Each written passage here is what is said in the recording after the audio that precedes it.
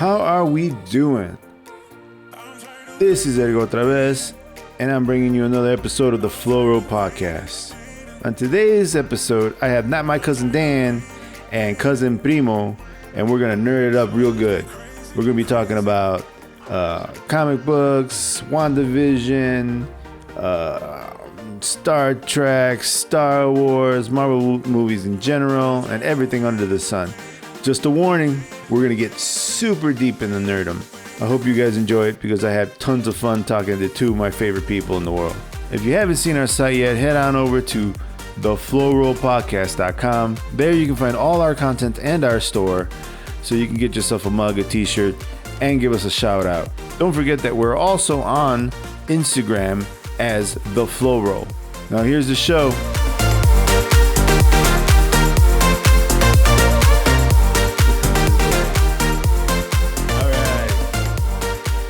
Welcome to another episode of the Flow Roll Podcast. This is Edgar OtraVez, and today on the show, I have my worlds colliding. I got not my cousin Dan with cousin Primo on.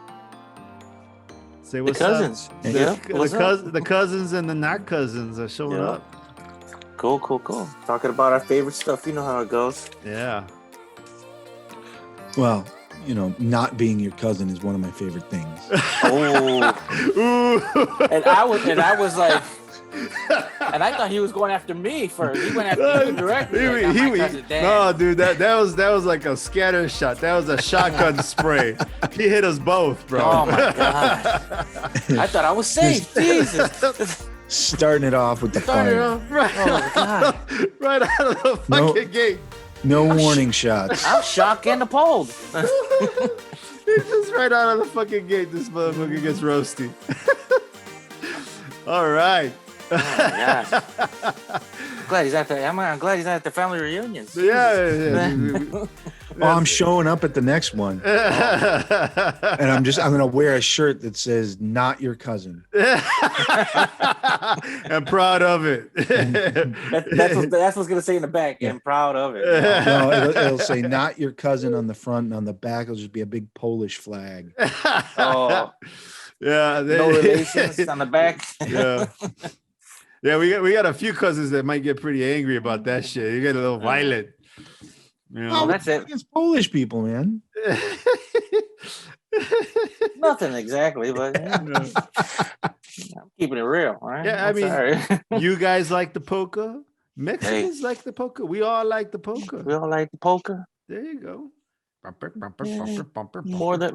More than we should, but yeah. Should I I'll bring an accordion with me. Oh, there you go. You'll fit right in. Dude, you bring an accordion at the next family gathering, bro. You will be the star of the fucking show. I promise you. I want to know. You'll be paid as a DJ.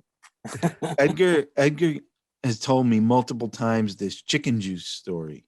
Oh, chicken juice. He doesn't know the story because he's from the other side of the family. He wasn't at the chicken juice. No, he was not at the chicken juice event. What's this chicken juice? I gotta hear this now. Go ahead. I don't know. Thank you, not my cousin Dan, for bringing it up. Say it now. Spill the beans, bro. Spill the juice. It's a weird story because it involves my brother, and I don't know if he wants me to talk about him. Say not your brother, and then call it a day. Keep going. Not my brother. Mm-hmm. Not my brother. Chicken juice. There you go. Chicken juice. Let me see. Okay. Well, I mean, I don't know. Okay. So anyway, we'll see. We'll see what happens. You can always edit it I can out. always take this shit out, right? You know. If it gets too roasty on his part, I can always take it out. So, my Uncle Roger, you know my Uncle Roger, right? Yeah. We went to some party, some family gathering on my mother's side of the family. Right. So we went out to this, we went out to one of the family's houses out that way. Mm-hmm. And they had gotten that, what's the name? It's not Pollo. It's not a Pollo Loco. It's Pollo Feliz. No, it's a really good chicken place. There's one in Pilsen, and I believe they have one on 26th Street. They do the whole chicken. They roast the whole chicken, It's so fucking good, bro. I can't remember the name. Gallo, something or other. I don't know. The oro?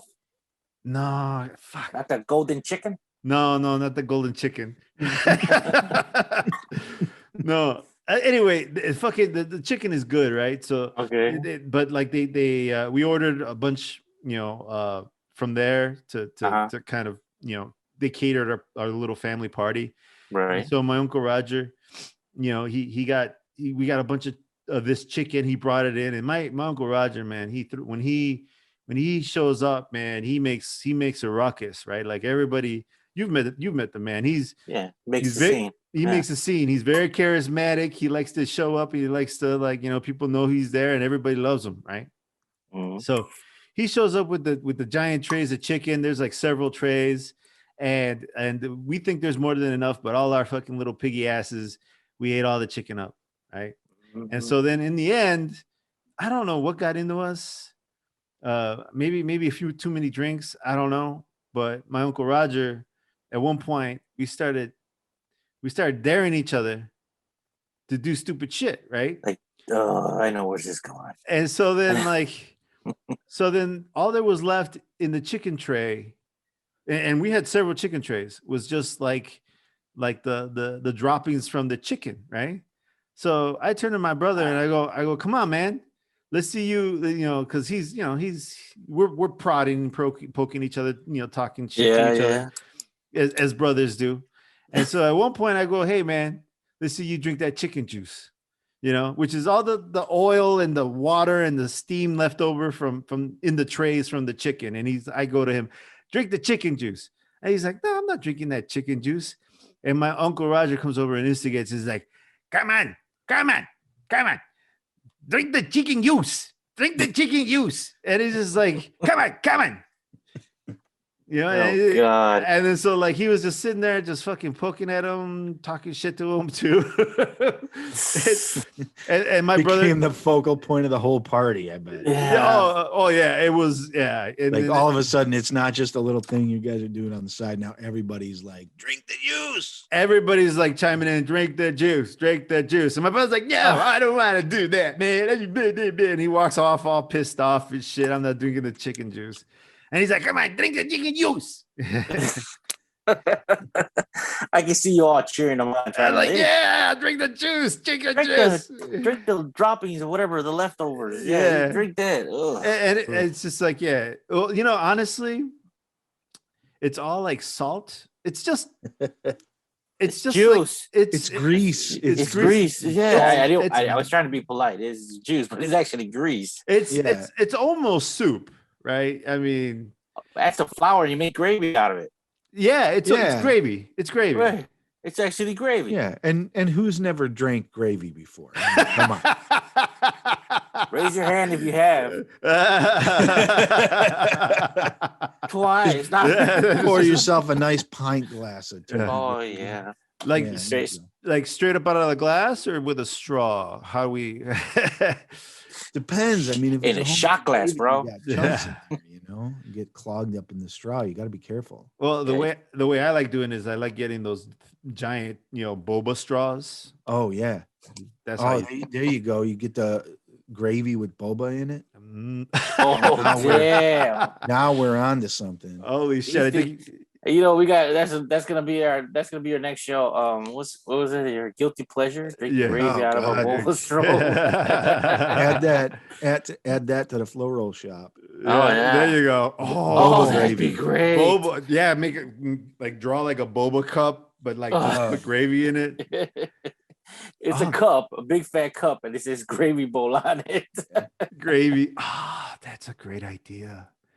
Damn, I wish can we pause the podcast? I'm gonna start drawing right now. Just make a memo of it. We'll text you. Yeah, don't let me forget. Cup. Gravy bowl, gravy boba cup. So today we're gonna be talking about some WandaVision, huh? Oh yeah. Speaking of drinking gravy, it loops right into WandaVision. I didn't have time to think of a a good segue there, man. There's no I- segue from no. chicken juice to WandaVision. There's No, just there's no segue for anything after the gravy juice. Yeah. No. But anyway, back to the story.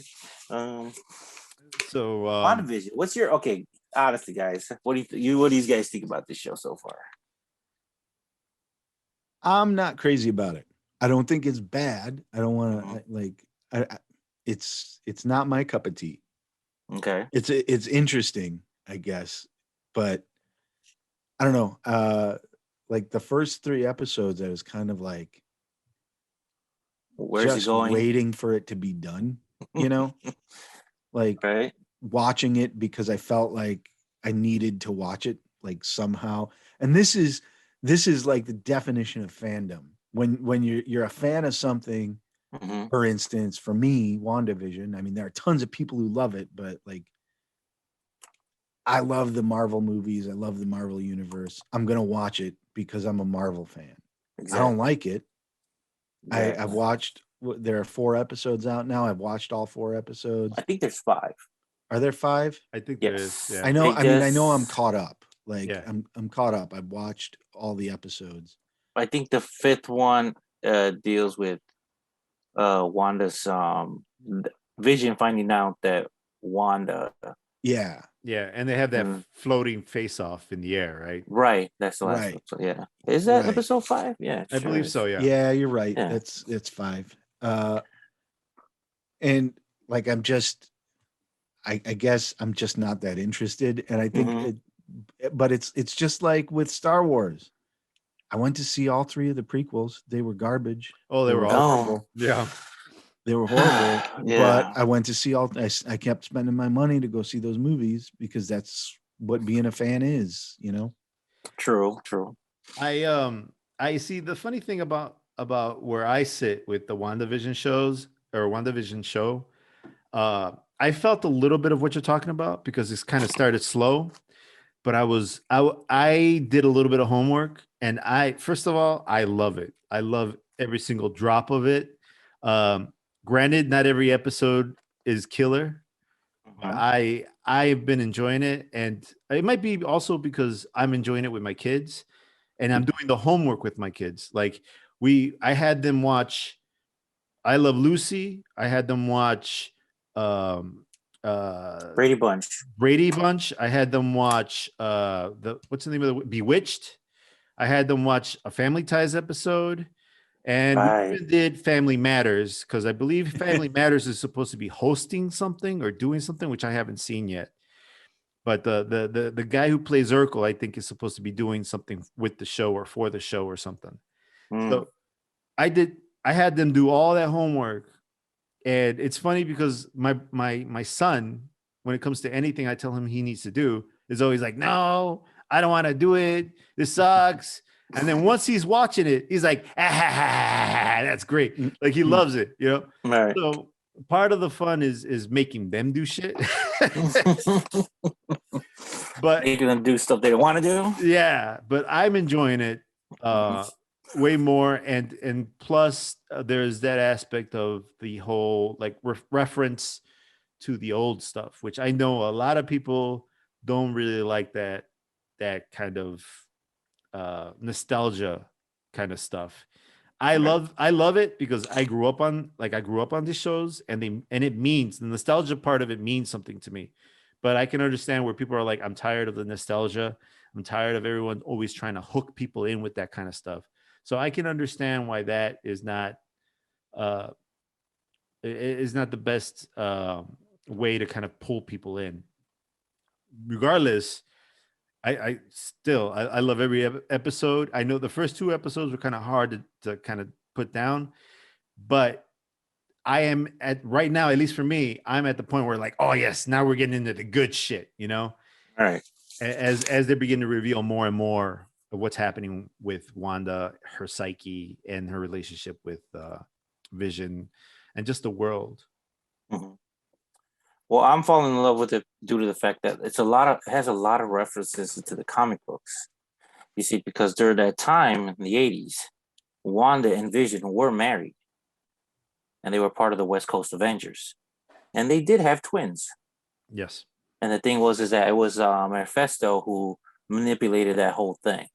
And there's been little Easter eggs here and there, stuff from the comic books that have made it to the show. Little cameo appearances, little shit like that. It's just like, oh man, I love that stuff. Little, if you're a fan like I am, because I'm not a big fan of the Avengers. You know, I like it, yes, but the West Coast Avengers is what I love. I like that team better, and that consisted of like Wanda and Vision were on that team. So, yeah, I like the going back to the old shows and stuff like that. I do like that too. You know, picking out, oh, that's from I Love Lucy, that's from the Brady Bunch, that's from Family Matters, like you said, and all that stuff. It's pretty good. I'm enjoying it. Yeah. I just the last episode actually threw me out for a loop. Like that actually happened actually before Endgame. In the comic books? No, in the timeline of the in the movies. timeline of the Marvel Cinematic Universe. What she's doing now is actually before well, they came back and everything, right? But it takes place like before they. I don't know. I'm trying to figure out when it takes place. It happened after Endgame because people Right. come back. Right. No, but the thing is that the thing between Wanda and Vision that actually happened 3 months before they came back. You mean the death of Vision? Right, the death of Vision. Yeah, but because now that the timeline is sort of I'm sort of getting what the timeline is. It's like since that timeline is already set. When they went back in time, there's a new timeline, but that timeline still exists. I believe the actual timeline for where this show sits, and correct me if you know better, Dan, too. But like, I believe it sits between Endgame and Spider-Man. I think it kind of has to sit there. Yeah. Because it's got to be after Endgame because Wanda's back. Right? That's right. You're right. And I don't know if there are things that I'm curious about. Like, is Vision actually back, or did she just create like a metaphysical vision for her little universe? I think. I mean, I don't think Scarlet Witch has the power to really honestly bring people back from the dead. And that's how they ended. That's how that episode ended, because they were confused whether or not she could bring people back to life. Because who comes knocking at her door but her twin brother? Right. And you hear the girl say, "Hey, wait a minute! They changed. Someone else is playing Pierto." Yeah. Right. It ended up being from, and that was the first glimpse that they show that the mutants are joining the MCU. Also, like, that's Pietro from the Fox. First Class. Yes, from the Fox series of X-Men movies. So he's Quicksilver from that series of movies. But so like she didn't bring someone back. So did she pull someone from a different timeline, from another universe, quote unquote? Or is there something else afoot? You know, who knows? But yeah, it's as far as timeline goes, I think that's where it sits. It sits somewhere after Endgame. After Endgame. Right. Okay. And I remember her saying, they said something on the episode about that it was like 3 months have passed and it's already been like 5 years or something. Yeah. Mm-hmm. And I was like, okay, so when does it take place? Was it before Endgame? Was it after Endgame? She was there, but you know, everything that took place did take place. Vision is dead. She actually got wiped out. She came back. So all that did take place, and it's still in effect. But it has to take effect, regardless. But that new timeline, I don't know. I have no idea what's going on with that. Because in the comic book, it was Mephisto who was actually manipulating the Scarlet Witch and the Vision. It's a big ploy with another demon called Pentagram, who made a guy who made a deal with him and split his souls in the 5 pieces. Mm. And this guy, usually the twins were actually part of his soul. So that's why he kept attacking the West Coast Avengers, because the kids were actually part of his soul. Huh. So that's why instead of hands, he actually had demons for hands. I wonder what's going to happen then. I wonder if that's who it is, because that's what people are saying too. Like, right, it's that Mephisto. he's manipulating that little piece of pocket of space. Is that she thinks the rumor is that she thinks she's the one in control, when actually it's him. I wonder if Mephisto is one of the characters we've already seen. You mean in the show? Yeah. As far as I know, no. But they're saying that he's somewhere in the background. We just haven't seen him yet. I wonder if it's that jerk sword agent, the leader that keeps kind of like being in the way of everything. Right. I wonder if that could be Mephisto, because he's been a little bit of an antagonist throughout the show. Right, that's true. Yeah, but he's trying to definitely. stop Wanda, though. Yeah. But go ahead. No, it's also mysterious because we're talking about how she thinks she's in control, but somebody else may be in control. But it's like the series is setting it up like she's maybe created this whole, taken this town hostage and created this fantasy. But she almost doesn't like realize she's in a fantasy. It's only that moment where she comes out, Right. She comes out and tells him basically back off, and then goes back in. But then when she's in there, it's like they keep showing these moments where she's not quite sure what's going on, Yeah. Right. Yeah, that's true. That's an interesting point, because there's something going. I mean, she's grieving, right? She's got grief that she's dealing with, and there's some sadness and some psychological issues she's working out, which is what you're kind of talking about there. But it is weird, because it's like she forgets she's doing this. Like she's playing house with a dead robot man, Right. like, and who's never done that, no. Been there, done that. Yeah. Well, I mean, that's the other thing too. Like I wanted to hit on that you mentioned was, what is going on with Vision? Is that a body? Is that like dead robot Vision just being masked over and powered by WandaVision or Wanda? I mean, or is he really alive? Is he like, did that? Because I mean, he like, there was a moment where she kind of lost focus and his face turned into the dead version of himself, right? And so you're thinking, okay, so what's going on here? Is he really dead and he's a corpse walking around and she's just kind of like powered him? So there's like a robot necrophilia kind of thing going on. Well, and they're saying that she has no idea how. First of all, Vision has no idea. He has no memory. Period. Oh yeah, that's right. He woke up in that world and he already knows that he loves Wanda and all this stuff, but he has no memory besides that. He can't remember past anything, And the other thing is that I think what they're trying to do is they're trying to lead into the comic book where at one point Vision did get destroyed and they rebuilt him as a white Vision. Oh, I remember that. I do remember seeing the white Vision, but he didn't have a personality either. No, he went back to being an android. So all the emotions that he's having now and all that stuff was lost when they took him apart. So, but that would also include the Soul Stone that he was possession of. That would be interesting if that's what they end up doing. Like they bring Vision back, but he's the white Vision, the white Vision, right? Basically, a Vision without a soul. Exactly. So that's what they're implying. That's what the rumors is in the in the pages and stuff. And I try to read everything that people put out there and what their theories on and stuff like that. But I just go with what I know, okay, and what I've read.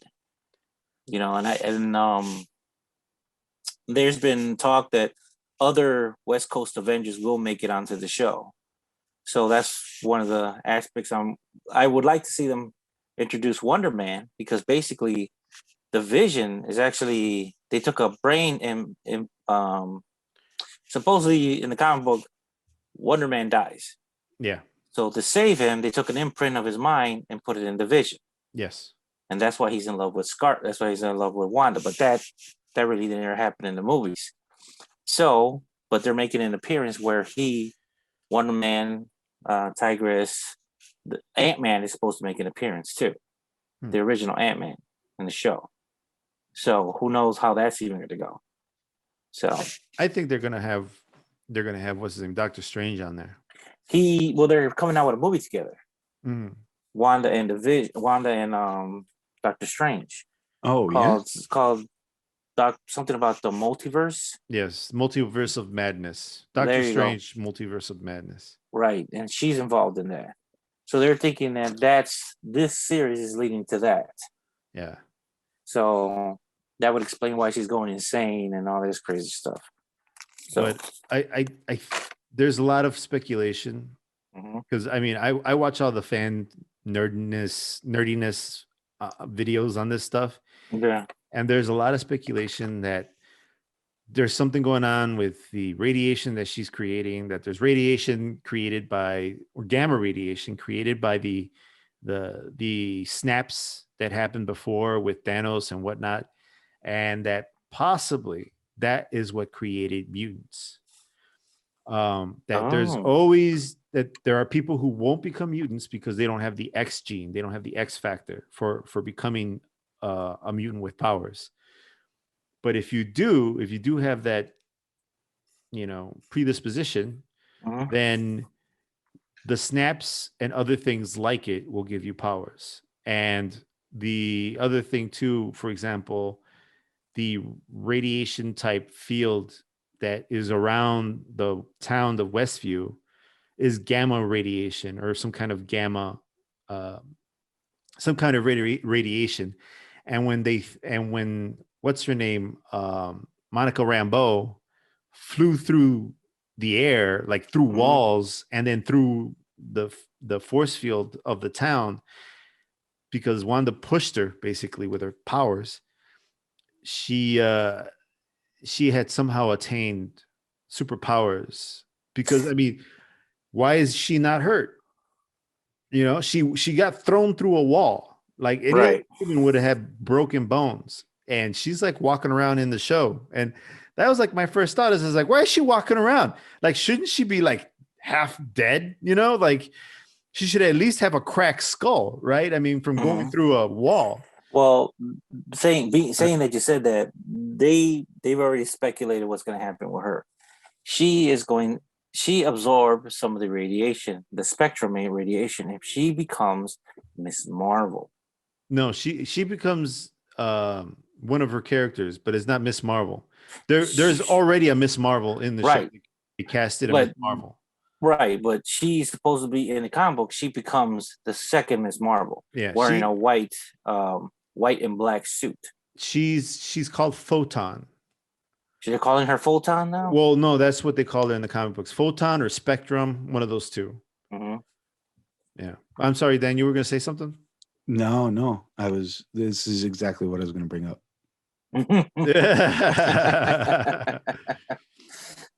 So yeah, that is I think what happens. Like how do you not fucking die? Like you just got thrown across the whole town of Westview. Yeah, and she's got a weird aversion to talking about Captain Marvel. Right. Oh, yeah.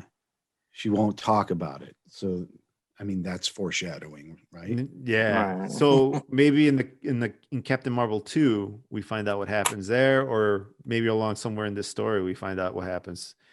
But I can't wait to see more Monica Rambeau. I can't wait to see all that stuff. Like, you see, like this is the problem, and I understand why Dan doesn't like the show. But like, I am such a fucking nerd and a fan. I eat every single bit of it up. I don't care how bad it is. And I'm going to agree with that.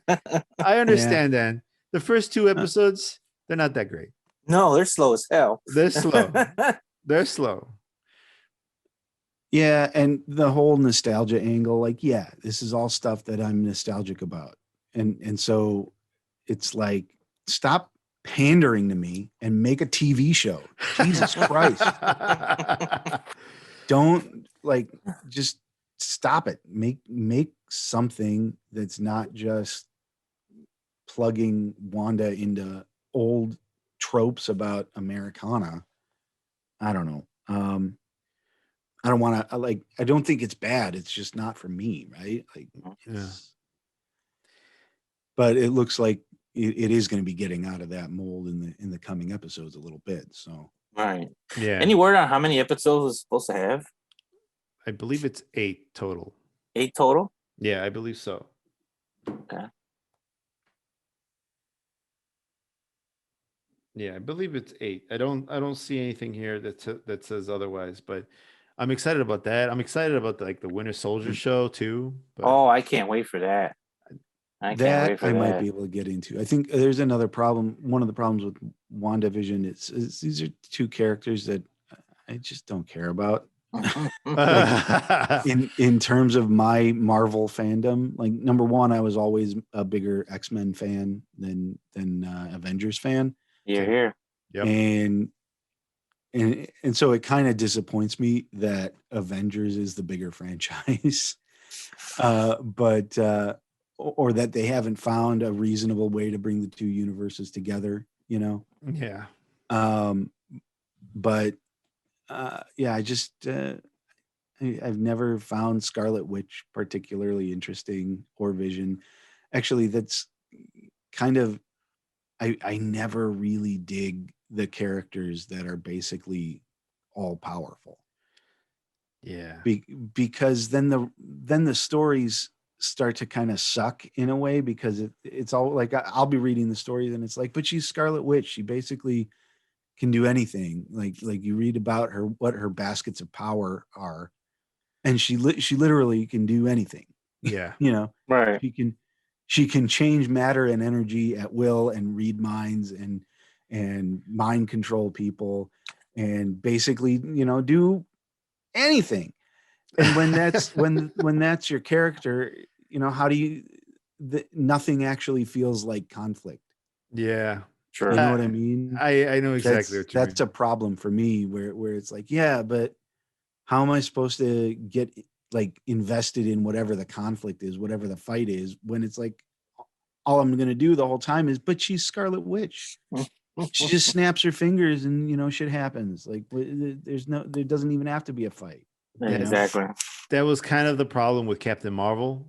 Like, she was like, when she finally got like unleashed. Yeah. The final fight, although very cool, the climactic fight scene where she just goes into space and destroys all the, it doesn't have the same impact that another superhero show or another superhero taking that kind of mantle would have had, you know? Yeah. Because the killer scene in all of Marvel is Captain America picking up the fucking hammer.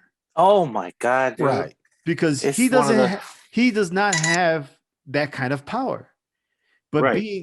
being worthy of picking up the hammer, and being allowed to wield the power is what made that scene the best. Oh my God. Right. I told him this last time we had the show that we should talk about tomorrow, but he said it was a little bit too late. So I just told him that we should just rant about the best parts of the freaking series. And I told him that, to me, that was one of the best scenes.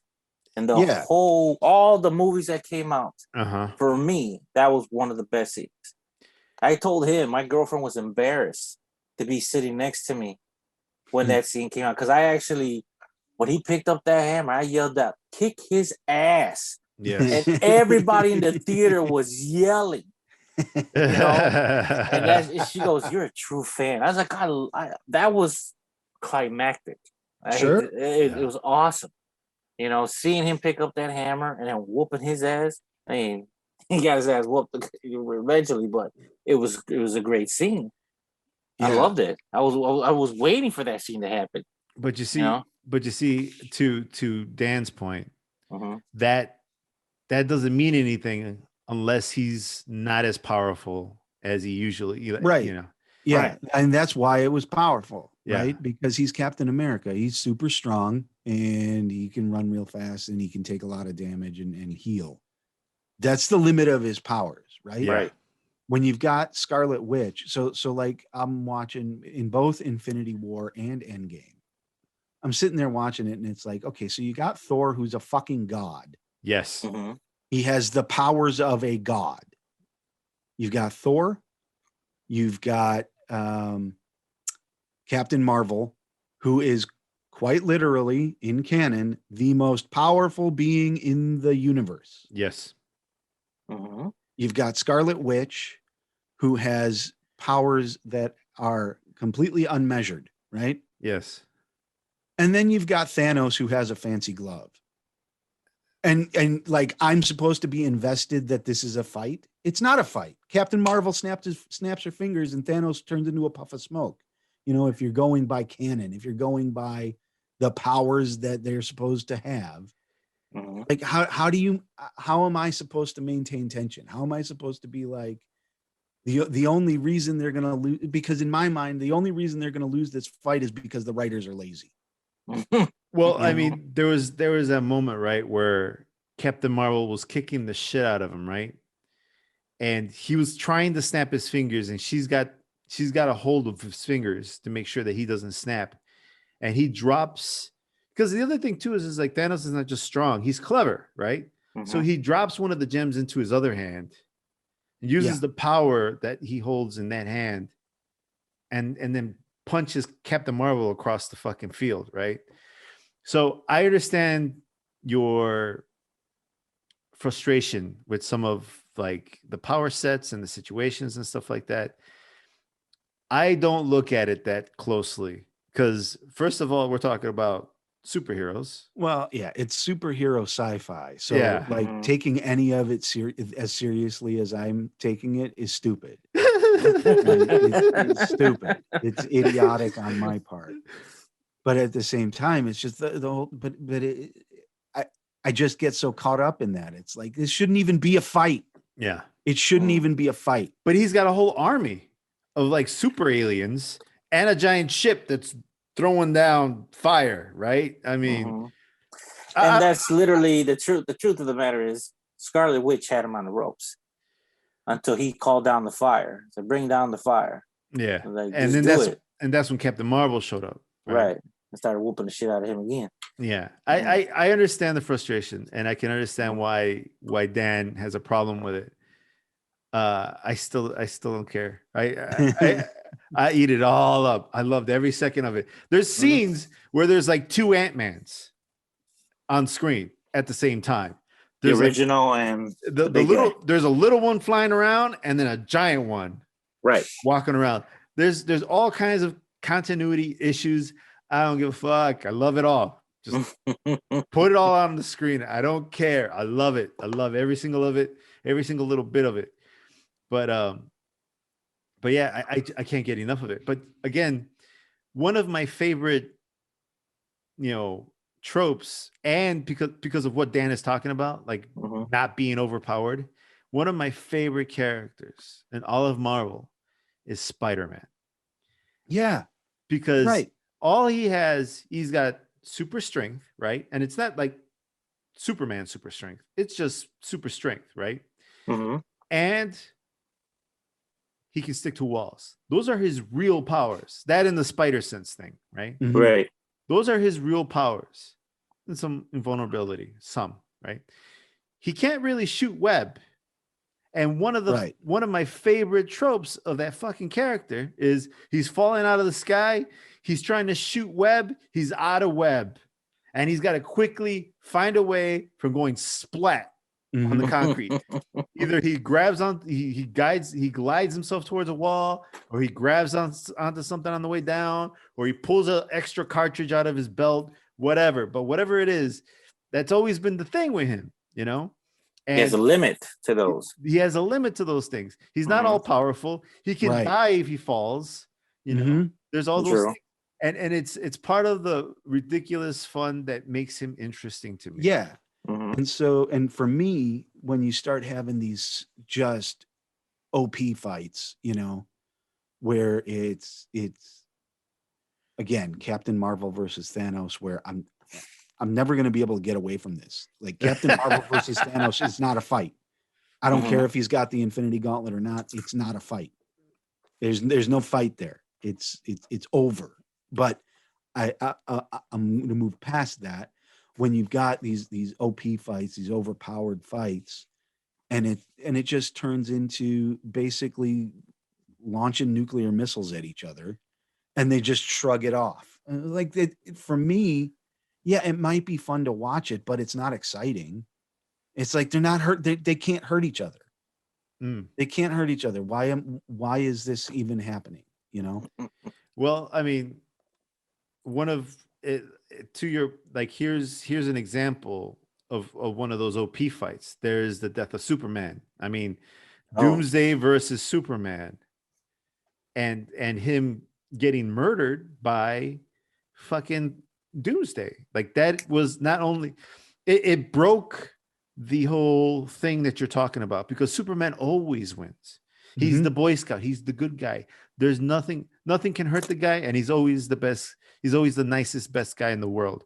Like I could see where they get tired, right? Because it's easy to be the nicest guy in the world when you're the strongest, most powerful being on the planet, right? Nothing can harm you, so there's no real threat to you, you know? Right. All the threats have to come outside of you. So like they come after your girlfriend, your kid, whatever, you know? So but when Doomsday actually kills him, it shocked the world, right? Yeah. I mean, people were talking about this.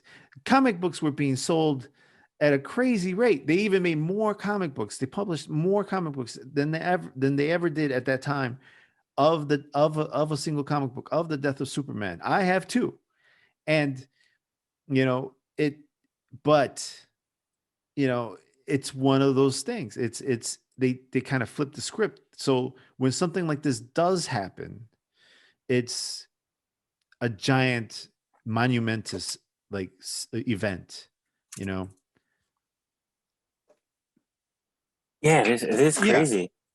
Exactly. You know, when I first read the book, you know, of the death of Superman, I was like, wow.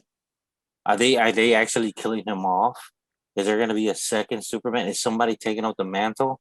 Because, you know, you read the comic books, you know, I grew up reading comic books since grammar school, you know, and reading about all these characters up to date, even up to today, you know, they're still the same. You know, Spider-Man, Superman, Batman, they're all the same. You know, now they're trying to do all this crazy shit with the rebirths and all this crazy Marvel Now garbage. And you know, but there's certain comic books that when superheroes get broken, you talking about Superman, even this at around the same time, Batman loses the Bane. He breaks his back. He can't move. There is another guy taking his mantle as Batman, and it's not anybody we know. It ain't Robin. You know, this is way before they introduced his son into the series. It's a whole new guy named Azrael, and he becomes a new Nightfall. He doesn't even take the word Batman. He's the new Nightfall. You know, and it's a crazy around that time when like Superman died. I'm like, Jesus, wow, that is something super, super crazy. Yeah, you know. But yeah, it's crazy. You know, like you said, it's like Superman never been challenged. He's never like really, really had anybody that can, you know, challenge his strength or anything like that. But when I was reading the book, I was like just reading about how Doomsday just mauled over everybody. I mean, he literally just decimated the whole Justice League. You know, I was like, wow, that's crazy. But yeah, it's when you're on top and you get your ass whooped, just kind of it sort of stands out, you know. yeah. So Batman dying is different though, right? Because I mean, of course, because Batman's a man. yes, Right? exactly. Batman's superpower is that he's got billions of dollars. There you go. There Right? you go. That's Batman's superpower. Superman is a super being, right? He's Mhm. he's the most powerful man on earth, Mhm. you know. And so yeah, I mean, death of Superman was probably the smartest thing they could have ever done. Mhm. Especially at that point, because after at that point in time, 7 decades of being the most powerful, can't beat him. Oh, every Like in the once in a while, 1950s. yeah. Because I think Superman, I think the first one was like 1937 or something like Oh that. shit! Wow. Really? Holy yeah. Um, Action Comics, right? yeah, and you've got decades of being established as, every once in a while, somebody brings some green kryptonite and it gets a little dicey, but Mhm. no real threat. Then he gets destroyed by somebody who's more powerful. You have to do that every once in a while. Otherwise, why keep reading? Exactly. Yeah. Like when that happened, I sort of had to go back. I had to go back and collect the comic books where they first mentioned Doomsday. And there was more than just one Superman comic book out there. There was the Man of Steel, there was the Adventures of Superman, there was Superman, the son of the last man, the last son of Krypton. There was Action Comics. They all had their little clip of someone banging a wall. And all you see is a fist hit the wall 3 times. And every time you see it's peeling. His hand is peeling. Spikes are growing out of his hand. And I was like, well, who the hell is this? And the next one I read is like The Coming of Doomsday. And that was it. I was like, who is Doomsday? What is Doomsday? And when he first came out, he only had one arm. He was in a suit. Oh He yeah. had one arm tied behind him. And he literally took out the Justice League with one arm. Crazy, Yeah. But yeah, there is a big major difference between Batman dying and Superman dying. Yeah. Okay. So I have to ask Dan, who is your favorite superhero? Oh, it's the most stereotypical response that you're going to get from a suburban kid who grew up in the 1980s. Wolverine. Oh my God. Yes. I love this man. I love Wolverine. I think he was my favorite. Him and Spider-Man, my favorite characters growing up. Yep. My favorite characters. Yeah. It's Because Wolverine, again, like he's basically immortal. I mean, you can't hurt him. Right. Or you can hurt him, but he heals real fast. Exactly. And so, and he's a good fighter, and he's got, a certain amount of super strength, but it's not like crazy super strength, right. Mm-hmm.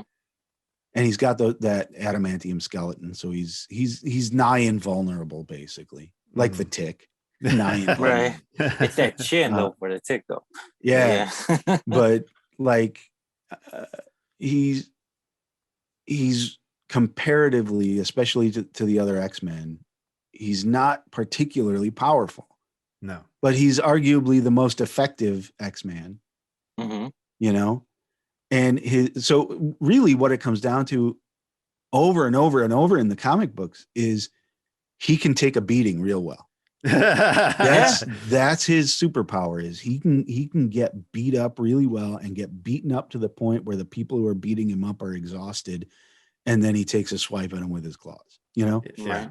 He's the Homer Simpson of the X-Men. And so, and again, that's another one. You couldn't have told that story if the ending note, at least in the cinematic universe, wasn't Logan. The movie Logan was about as perfect as it could have been for that character.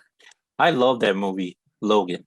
I liked that movie a lot more than I liked Infinity War Endgame as a movie, as its own. Whoa! Wow. But again, it comes down to this OP stupidity that bothers me. Like stupidity, I shouldn't say it's stupid. A lot of people love that. A lot of people love the crazy superpowers, whipping in basically the entire sun at each other with every blow. Like a lot of people love that. It looks cool on screen, but Logan was not that. It was about this guy whose powers are failing him, and he's the underdog the whole time. And I think that's the important part about Wolverine is he's almost always the underdog. Yeah. In his stories. And in Infinity War and in Endgame, the Avengers are sort of the underdog as a group, but nobody's an underdog. Everybody's so friggin' powerful. There are no underdogs, you know? And then, like, again, for me, it's like, how am I supposed to feel tense about this? I think just in general that the Logan movie is a better story. Heck yeah. It's just a better story. It's more engaging. It can stand alone, you know. If you didn't know anything about Wolverine, you can watch it and get what you need out of just one movie. You don't have to watch the whole thing. Or you don't have to watch the whole franchise, you know? Yeah. But most likely you've seen at least one of these movies. You have some kind of cultural knowledge of what it's about, right? Yeah. So you go in with some idea of who Wolverine is.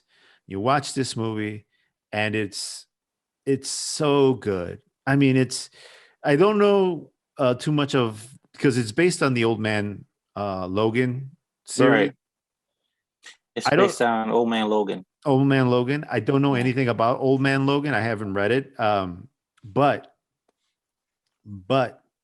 I do know from the little bit of what people tell me that it's a good adaptation of the movie, because I guess there's an appearance of a Hulk in a whole family of Hulks. In the books, but they can't do that. They couldn't do that with with X-Men being part of the Fox, under Fox, right, and the Hulk being tied up with, is it Universal, I think. So like they didn't have the rights to Hulk, and plus it would have made it a larger movie. It would have been so convoluted.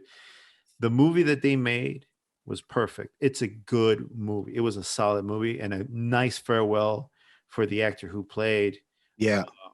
Who was Hugh Jackman. Hugh Jackman. Can't believe I forgot his name. I used to worship that guy.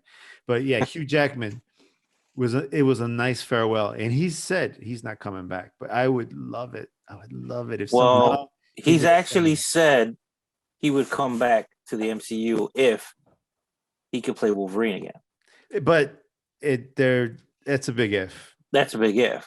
Because I mean, one of the issues that he had with playing Wolverine is that he was getting a little up in age, and it was harder to keep the physique of Wolverine, you know, because that dude is ripped, you know. Yeah.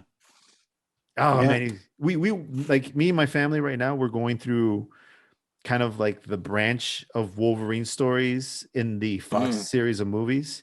Right. So we watched. I'm trying to get them to Logan as quickly as possible without boring them. So because there are a couple bummers in there. Yeah, especially the Wolverine centric movies. There are a couple of bummers. Yes.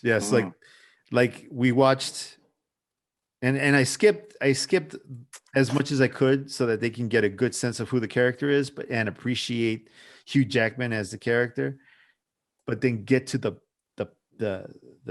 cherry on top, to get to the best story in the whole lot. So we did X-Men.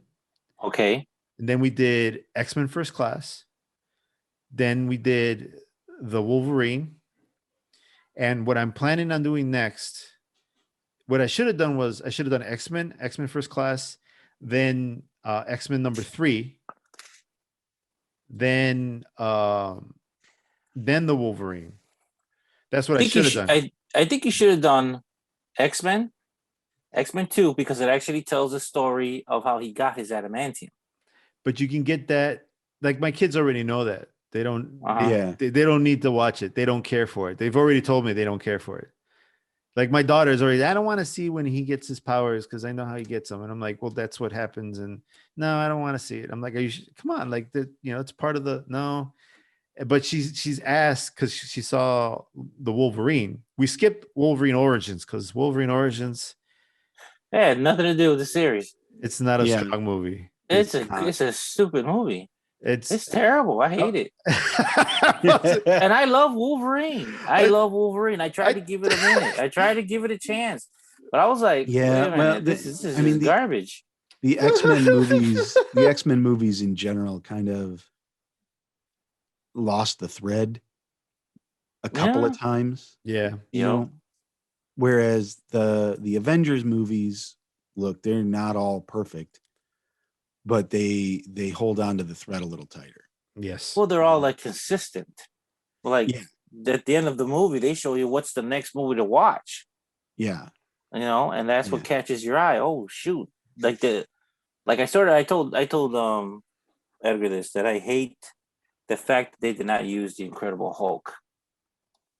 The Incredible Hulk in the way he looked. Yeah, I feel like they mistreated Hulk a lot.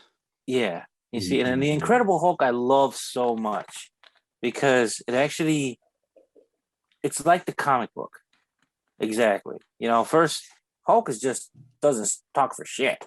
Okay? Right. All he does is say, smash. Hulk, smash. Hulk this. And then when he said that in the movie, I freaked. Yeah. Like, he actually said, Hulk, smash. And he steps on the ground, causes an earthquake like he's supposed to, like he does in the comic book. And it was so cool. I was sort of hoping they would continue it since they actually showed General Ross drinking in a bar. And then Tony Stark walks in and he starts talking about, hey, I want to start an initiative. Which the truth is, it's how you call it, Nick Fury who started it. Yeah. But I was hoping they would use him, continue on with that Hulk. And they ended up with, I'm not saying he's not bad, but I wanted the other guy. So it's not Tim Roth, is it? What's his name? Edward Norton, I think. Edward, yeah, Ed Norton, yeah. Yeah. So Ed Norton, there was all kinds of problems with Ed Norton. Well, yeah, there was a lot of problems, but they say he's very, very difficult to work with. I don't know if yeah. You see, I don't know if he was difficult or not. I just know that they didn't like, because he wanted to have the liberty of having make notes, like be able to kind of have an influence on the process. And you kind of can't do that with a comic book movie, No, you can't. No. Because with a comic book movie, you have to pay at least some amount of fan service. True. Yes. And yes, unless Ed Norton is a Hulk super fan, which I don't know, he might be, but unless he's a Hulk super fan or a Marvel super fan, I can only imagine the notes he's going to give are going to be poorly received. Yes. Right. Yes. I agree. I'm willing to bet that Edward Norton was probably not a super fan, and and the notes that he probably gave were probably not inspired in the vein of the comic book. So I agree. Dan. He probably made notes, and they were probably like, this is not where the Hulk goes. This is not what the Hulk does. Right. Like we're not making a film here. We're making a Marvel movie. Yes. Right. There's a lot of explosions involved, and but I mean, you bring up a good point. Like Marvel movies, it's about fan service, man. And to some degree, I mean, probably more of a degree than it should be. And I mean, the new Star Wars movies, the first and third ones were all about fan service. Yeah, no question about it. The Mandalorian, the entire series was fan service because every 13 seconds there's an Easter egg. Yeah, that's true. And that's probably why it's so popular. But I mean, you got to limit the amount of fan service that you do too, though. You've got to give the people who are writing it and directing it freedom to find their own vision to some degree. Now you can go really, really wrong in that regard, and you end up with the second Star Wars, the Rian Johnson Star Wars. Yeah, I heard that. Where you just look. I am all about the idea of giving a director the freedom to do whatever it is they want to do and do their own artistic vision. That's fine. Maybe the second movie in a trilogy is the wrong time to do that. maybe that's not the moment to just say you have full creative control, do whatever you want. I'm not even going to read the script. Maybe the second movie in a trilogy is no, that's not where you do that. Agreed. At this point, you're working a job, and you're going to make the hamburgers the way they want you to make the hamburgers. Don't get fancy. Don't put blue cheese in the hamburger. This is an American cheese hamburger place. Yeah. So like, just work the job. And when you want to get artsy fartsy with some shit, you go ahead and make your own movie from all the cash from the trilogy. Yeah, you're going to make plenty of money off this movie, even if it sucks.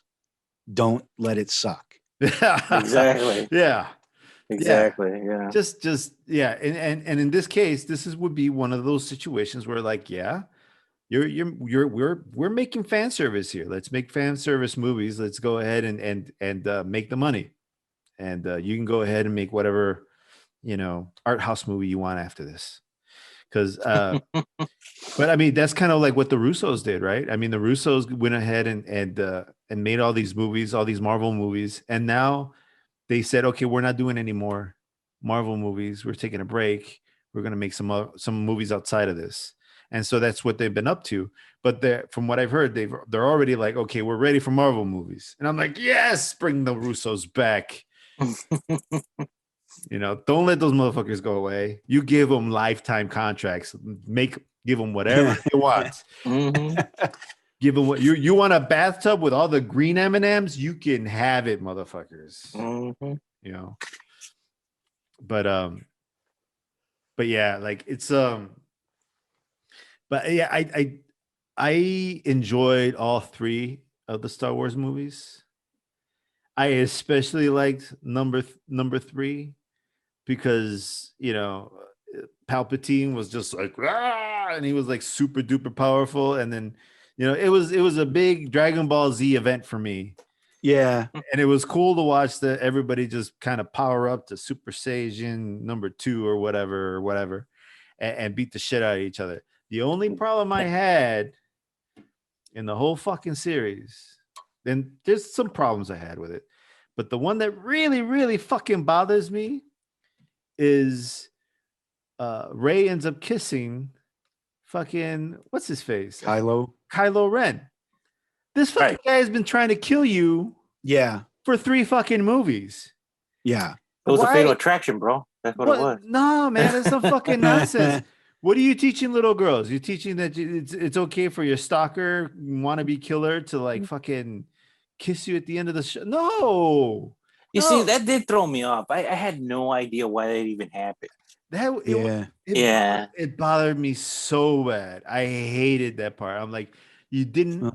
There was no need. There was no understanding. How is there even an attraction there? No girl would do that. No girl would fall in love with the guy who's been trying to kill you for 3 movies. Well, so in that regard, it fits with the Star Wars ethos, where no woman at any point in any of the Star Wars movies acts the way an actual woman would act. True. I don't know. Maybe that might be an unfair blanket statement, but I don't think Star Wars really grasps women very well. It's all about lightsabers and the Force. Either women or just the way that people's relationships with each other work. I don't know. It's all a little bit wonky, and maybe because it's in a galaxy far, far away, where people are very, very different. I don't know. There's a dude named Chewbacca somewhere in there. Yeah, right. But I don't know. I enjoyed the new Star Wars movies. I thought they were fine. I had a lot of problems with The Last Jedi, as most people seem to have a lot of problems.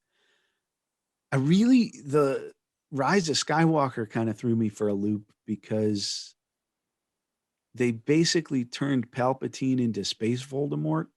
Yeah. And Yeah. I didn't dig that.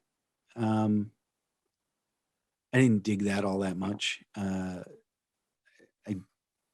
didn't dig the scene where they kiss, like you just said. Oh, love saves the day. That's a fine message. Okay, fine. Yay, love overpowers evil. Hooray. But it felt easy and lazy and didn't make any sense. And again, you have like super overpowered Palpatine. Yeah. Who's, basically blowing ships out of the sky with lightning at the end. Yeah. Why does every movie anymore? I feel like every movie that's like a superhero movie or a sci-fi movie, they won't make it unless at the big culmination scene is they have to fight God. Yes. I'm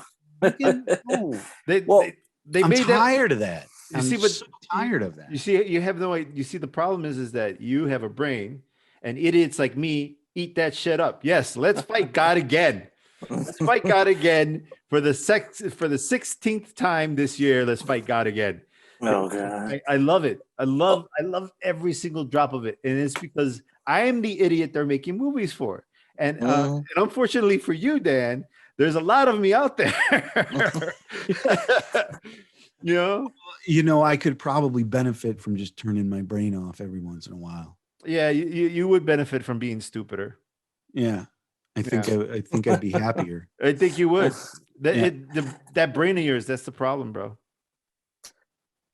But see, this is the curse of fandom. And yes. How does this even happen? How do we get to this place where I can go and watch movies that consistently piss me off? But I'm gonna go and watch them. That's true.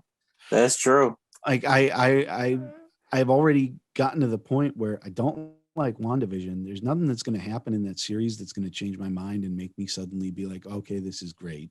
Yeah. But I'm going to watch it. I'm going to watch every episode. It's not again, like I said before, it's not even about characters that I give a damn about. Yeah. It's about characters, especially in the Avengers movies that were, with the exception of Age of Ultron, ancillary characters at best, right? Even in the franchise, even in the Marvel comic book franchise, they're not prime characters. They're not prime characters. No, no, they're not. And I'm just not that invested. I really don't care, Yeah. But I'm still gonna watch it because I'm a Marvel fan. Yes. Right, right. I'm gonna watch every Star Wars movie a couple of times every year. I'm going to keep watching them, and I'm going to keep getting pissed off at the same things. Why do I do it? Because I'm a Star Wars fan. Well, how does that happen? Right? How does that happen? How do we become like culturally, like it's part of our identity? Yeah. It's an obsession. Yeah. That's exactly what it is. Because like you said, you will go to a movie knowing that you hate it. But you're in other words, you're invested into the series. You have to see how this thing ends. Yeah. Regardless. I mean, think about it. There's been some crappy movies out there, and we just watch it because we're fans. Yeah. I've gone back and watched, like, man, I hate to say it, man. I went to go see the Hulk movie. Like the first Hulk movie. Now Eric Bana? Yeah. Oh God, I think that thing gave me an ulcer. That's how bad it was. And then I watched bizarre, where he keeps getting bigger. It was crazy. And his dad was the absorbing man. Yeah, that was weird. Yeah, it was weird. Then, going down that line, you got Daredevil. I think, to tell you the truth, I think Daredevil was a very underrated movie. I liked it. I liked it. I didn't like Elektra because they're trying to make money off of Daredevil. Elektra was not executed very well. The Daredevil series on Netflix was pretty good. Oh yeah, that is fantastic. That is a fantastic series. And that's another one where it's all of these I think there's a theme emerging the way that I talk about these. I like my Wolverine. I prefer Batman to Superman. Why? Because the stories, it's not a story about a superhero. It's about a story about a guy who may have some superpowers. But the story is about the guy. It's not about their superpowers. It's about what they're doing as a guy, It's not the fact that they're superheroes is kind of like secondary to the story. Right. So there's like a more human element to it. I can identify with that character. And so like with the Daredevil series, both seasons of that, well, there were 3 seasons of it? I think there were 3 seasons, yeah. But every season of that, it's you spend the first 4 or 5 episodes just watching Daredevil get his ass. Oh my God, yeah. Brutally over and over. And yeah, he hands out some pretty good beatings too. But there's like the middle of the season is always he gets his ass handed to him over and over and over and over again. And it just drives home. He's not really a superhero. Like he's got these amazing martial arts skills, and he can kind of see things with his ears. He's got the sonar power. Yeah. But he's just a guy when it comes down to it. Yeah, the sonar power is not really a power. No. It's not really superpowers. He can see, basically. It's just he can see. Yeah, right. He can, yeah. His superpower is that he can see with his ears. Pretty much. So he's not, aside from the really, really awesome martial arts skills that he has, he's no more powerful than, say, someone else who has super duper martial arts skills. Yes. Yeah. That's what makes it interesting, Yeah. It's and you have an interesting note, I think, for people who, not that they're listening, but for people who are writers and writers of books for like comic books. What is the thing that makes a character interesting is not their superpowers, but it's the human element. Yeah, and they have superpowers, And I think that's why I never really got into Superman all that much. And a million people have made this observation, but it's because Superman's alter ego is Clark Kent, right? He's a superhuman, or he's not human actually. He's a super powerful being who pretends to be a human, who pretends to be a nerd of all things. He pretends to be a little weak human. And so that story is never about his humanity. It's never about being able to identify with him because he's not human. Yeah. And he's not mortal. He's something else altogether. And whereas you pick Wolverine or Spider-Man or Daredevil, you pick those, and the story is about they're just people. Yeah. They're people who may have some enhanced abilities, but they're just people. And that's why they're interesting. See, one of the best threads of stories that they tell about Spider-Man is that he gets married and there's conflict there, but he has conflict his whole life. Mm-hmm. I mean, there's the trauma of his uncle dying. There's the constant problem of not having money. Yep. To kind of put himself through school, through life, to pay for rent. He's like the poorest superhero. Yeah. Meanwhile, you have Iron Man, who's rich as fuck, right? Yeah. That's another one. His Tony Stark's superpower is he's very smart and he has a shitload of money. Yes. He has other than that, he's just a regular guy. You see, Peter Parker is really smart, but he doesn't have the funds or the resources to kind of take advantage of his brain, right? Whereas Tony Stark has endless cash, right? Yeah. So it's easy for him to make himself a super duper suit and become a flying robot man, like it's because he has the resources. He's got machinery, he's got people, he's got equipment, he's got material, he's got it all. And Spider-Man, all he's got is that shitty little apartment in the bad side of town. You know what I'm saying? And he has to give that shit up when fucking Venom finds out where he lives. Exactly. So like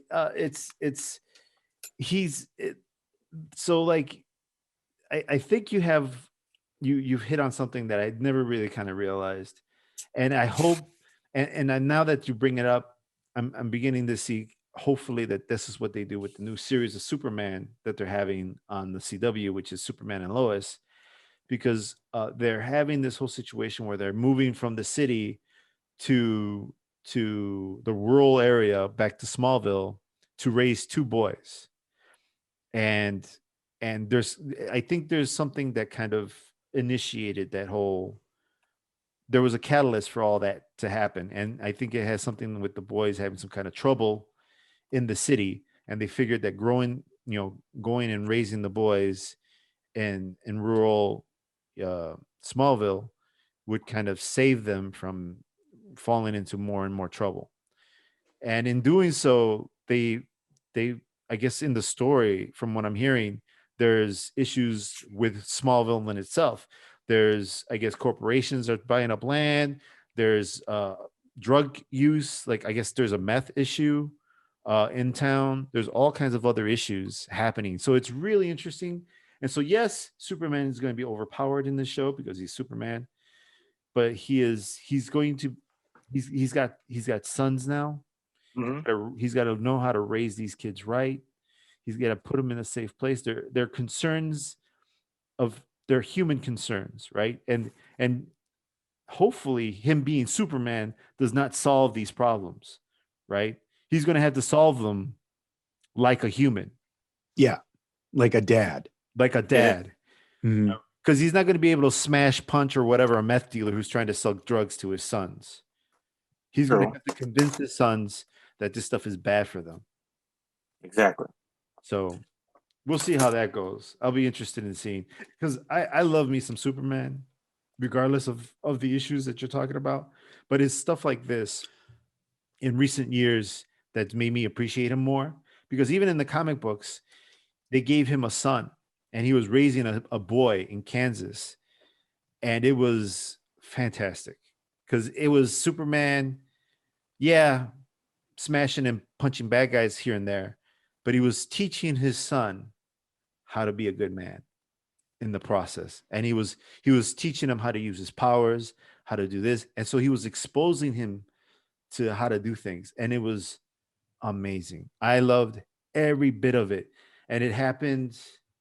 It was part of the New 52 series in the beginning. Right. And then Michael Bendis came in and fucked it all up. He's the one we got to thank for the Flashpoint again? No, he's not the Flashpoint guy. No. That's Jeff Johns. I love Flashpoint, but no, I mean I get the new. That's what the Flashpoint calls the New 52. Yes. Okay, I'm talking about the rebirth that just happened, where everything got reset again. I can't remember. They're talking about the state, something called the state effect or something. Oh, I know what you're talking about. Yes. Yeah. I don't know. I can't remember what it's called. Something state with DC. I just got an email about it too. They're trying to get me to buy into their fucking into their platform to make sure that I read their comic books. But no, I don't know. I don't think that he's part of that. But I don't think he I believe exclusively writes Superman right now, and some titles involved with Superboy, but which I think it's the Legion of Superheroes. But Brian Michael Bendis took Superboy, because at the time when I was reading it, Superboy was about 10 years old. And Superman was raising a 10-year-old boy in Kansas with his wife Lois. And it was amazing. It was amazing. And at one point, Michael Bendis came and set up the story where Superboy gets kidnapped by his grandfather and taken to some other kind of alternate universe, and in the process ages Superboy up to like 16 or something. So he skipped from 10 to about 15 or 16 years old. Like, fuck you, you know? Like, yeah, that's some 1980s sitcom crap, dude, where it's like they Crazy. have a kid, and then all of a sudden, like they have a kid, and the kid's a baby for one season, and then the next season, the kid's like 6 years old. Crazy. That's stupid. but I mean, there was so much they could have written there. There was a great little title that I was enjoying. It was called Super Sons, and it That was with involved Dante as well, right? yes, that was Damien, my fault. Damien. Damian Wayans and Superboy John Kent were a team, and they were going around fighting supervillains and doing all kinds of stuff. The last adventure that they had was kind of silly, but the first one was really interesting. It was fun to watch these kids, like, go out and attempt at being superheroes. And again, Superboy's 10 and Damian Wayans is 13. I loved it. I was reading this story to my kid. My son loved Super Sons. And one of the reasons that this pissed me off is because it took Superman away from being a dad. Because I think there could have been no better way to kind of redefine Superman than to make him a wonderful father. You know what I'm saying? Like, him being a wonderful father, teaching his son the ways of being a Superman, being a good man, raising him, teaching him, what it means to be honest, what it means to be a beacon of hope for people, what it means to be strong, how not to misuse your powers, all these things about responsibility, all these lessons that even a normal dad could teach their son was lost. You see quite a bit of it in these titles that I'm talking about, and there could have been so much more, and they pissed it all away. They fucked it up. They pissed me off. It pissed me off, bro. That's how I felt about the Rebirth. I hated that garbage. Oh my god! It's like, first of all, the Flashpoint parody was a good idea. I sort of liked it. Giving a restart for new people, to new kids, new people to enjoy a newer version of a classic story that we already know. Right? I sort of like that. But then they started doing this where the original Flash is dead. He's gone. And now, what's his name? His son Wally takes over. He's now the new Flash. He's now the fastest man in the world. The fact that Superman had a son, I was a little bit iffy on it, because all this time they said Superman can't have a son. He can't have kids. Not with a human. Right? And I was like, okay. And then they threw that in there. Fine, I can deal with that too. There was a point too where they actually killed off Batman. They killed him off, and a new comic book series started out where it was called Batman Inc. Oh yes, I know what you're talking about. Right, and then they find out that Batman wasn't even dead. He's a supercomputer for Darkseid. So it was crazy. He came back. He's Batman again. All right, so I can deal with that too. But like, when they started doing, like, to tell you the truth, I stopped collecting comic books around 2010 because the stores was just getting out of hand. I lost track. Superheroes that I thought were actually pretty good back in the day, they're gone. And I was like, I got to get back into the X-Men. I didn't even know who the X-Men were anymore. Yeah. Well, it was terrible. Like with Superman, with Batman, with these properties that are decades old. Right. At some point you really got to just put them down. Yeah. You got to just put them down, because there's the opportunity to actually tell a new story and come up with something new and different that hasn't already happened to that character, it's kind of impossible. Yeah, that's true. You know, Mm-hmm. not without retconning decades of canon. You know, Yeah, which makes which forces a thing like fucking Flashpoint. Right. Yeah, but by doing that, doing a Flashpoint, they can do that at any time now. well, Because right. they already done it once. They'll do it again. They already done it with Rebirth, because that was another another Flashpoint. Right. Mhm. You're setting a precedent now. Right. You're setting a precedent that says, hey, if we write ourselves into a corner, we can just erase that timeline. Mm-hmm. You know? Yeah. Yeah, I don't know. Like, yeah, it's And I feel like the comic book companies, with the exception of like their top tier titles, Mm-hmm. with the exception of their most popular characters, they used to do that a lot more often. They used to basically just retire a character, be like, we're done. We're done. Yeah. And then maybe 10 or 20 years later, bring them back, you know? That's exactly what they did with the Guardians. But like, yeah, exactly. But they used to do that more often, and it made for more dynamic comic books because you had to be coming out with new characters. Right. And now, and I'm not so into comic books right now, so I don't actually know what's going on with comic books at the moment. Don't even bother getting involved in that. That's But it's like, out there. if it's anything like movies, it's basically, okay, we have these 15 characters. All we're going to do is books about these 15 characters ad nauseum for the rest of time, and spin-offs from those. And that's it. We're sticking with the franchise.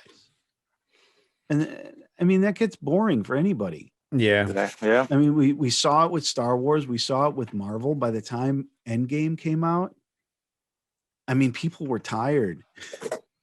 They had to end it. You're right. People were tired of a new Marvel movie, like new Marvel and Star Wars movies coming out in a cycle of every 6 months. You know, it's just too much. It's overload. Mm-hmm. And the worst part of what you're saying is like, and like you said before, but you're a fan. You go see it. You go fucking see the movie because you know you have to. Because if you don't, some idiot is gonna ruin the movie for you. Yeah. Or you're gonna miss out on something or some big surprise. Or suddenly it's gonna be like, this is the movie that's actually good. Right? That happened to me with Logan. I didn't see Logan in the theater. What? Because the other Wolverine movies turned me off.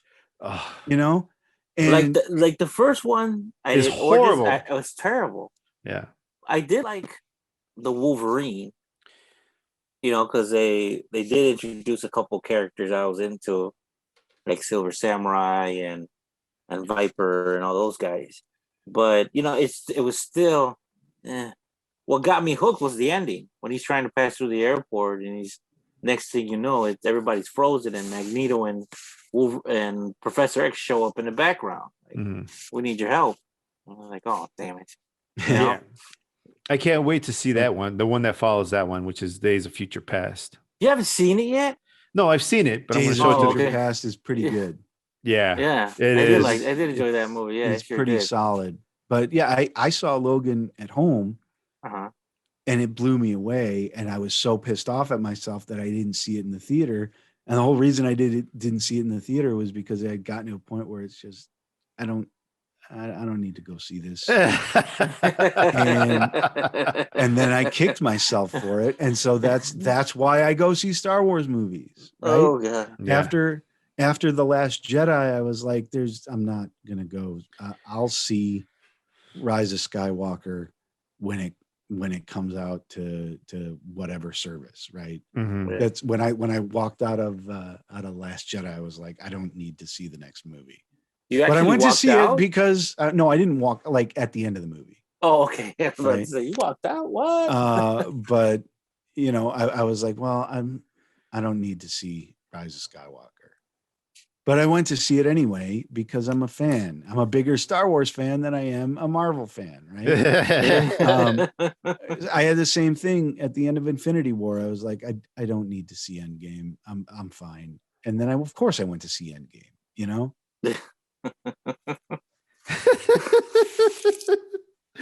Yeah. Oh, God. It's just they got us good though, man. And it's just like, how are you gonna But yeah, how does it happen though? That's the interesting, like how does fan culture happen? How do you get sucked into these things? I have a couple of theories. Or Okay, I have let's hear this theory. some idea. Okay, so first off, I think part of it, first off, is that they get you young, right? They get you young. And then sure. there's And for all of us, Star Wars got us so young that we didn't even know we were alive yet. Right, yeah. You know? They got you in the womb. Yeah. So but for example, there's also this thing in psychology, positive reinforcement. You get that one hit, that one movie that just knocks your socks off, or that one book that knocks your socks off, and it gives you that euphoric high that everyone's looking for. And then you come back and the next movie's shit. Mm-hmm. And then the But next you go movie's see shit. it.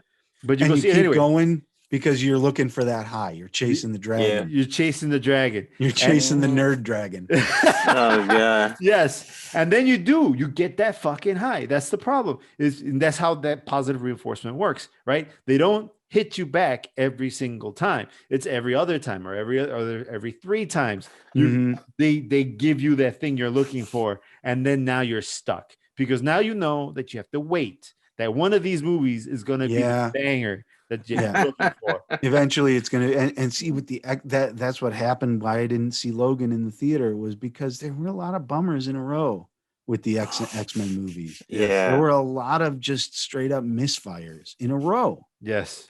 Yeah, that's true. And I feel like the Avengers, there were a couple of misfires in there, but they just weren't misfires at the same level. They weren't misfires where I was just like, this is all wrong. They were misfires more in like, I didn't care for the B story and the C story, but the A story was okay. You know what I mean? Okay. I do feel like the Avengers movies kind of ruined comedies. Look at it. Look at the last 10 years. There have been no big budget, just straight comedies. It's like a genre that has evaporated and disappeared. And it's because Joss Whedon turned superhero sci-fi action movies into comedy movies. Yeah. And so now comedy is got to be part of everything. And so there's no such thing as a straight comedy anymore. It's true. You're right about that. That's one of the issues that I have with the whole like Star Wars, Marvel franchises is that and DC on top of that, they have dominated the fucking cinema. Yeah. And and that's fine, but it's making it harder for other movies to kind of come out. And they make so many movies now. So many movies. They make a ton of movies every year. It's like every year is a record year for number of movies made. Where are they? Yeah. Where do they go? I mean, there's a lot of them go straight to Netflix or straight to Hulu or Disney Plus or whatever. But you never hear about them unless you're part of the algorithm on Netflix where they tell you, hey, there's this movie, you know?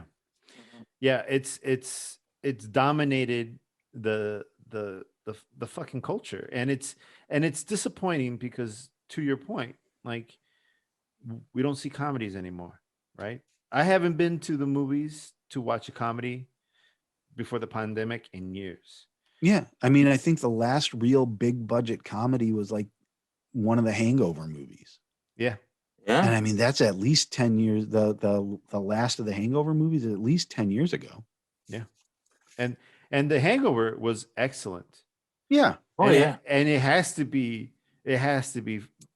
that big in order for it to make it. Well, and that's I think what the Star Wars, and that's the curse of the Star Wars and the Marvel movies, is it's impossible to get studio support for a movie that's not going to gross $1 billion anymore.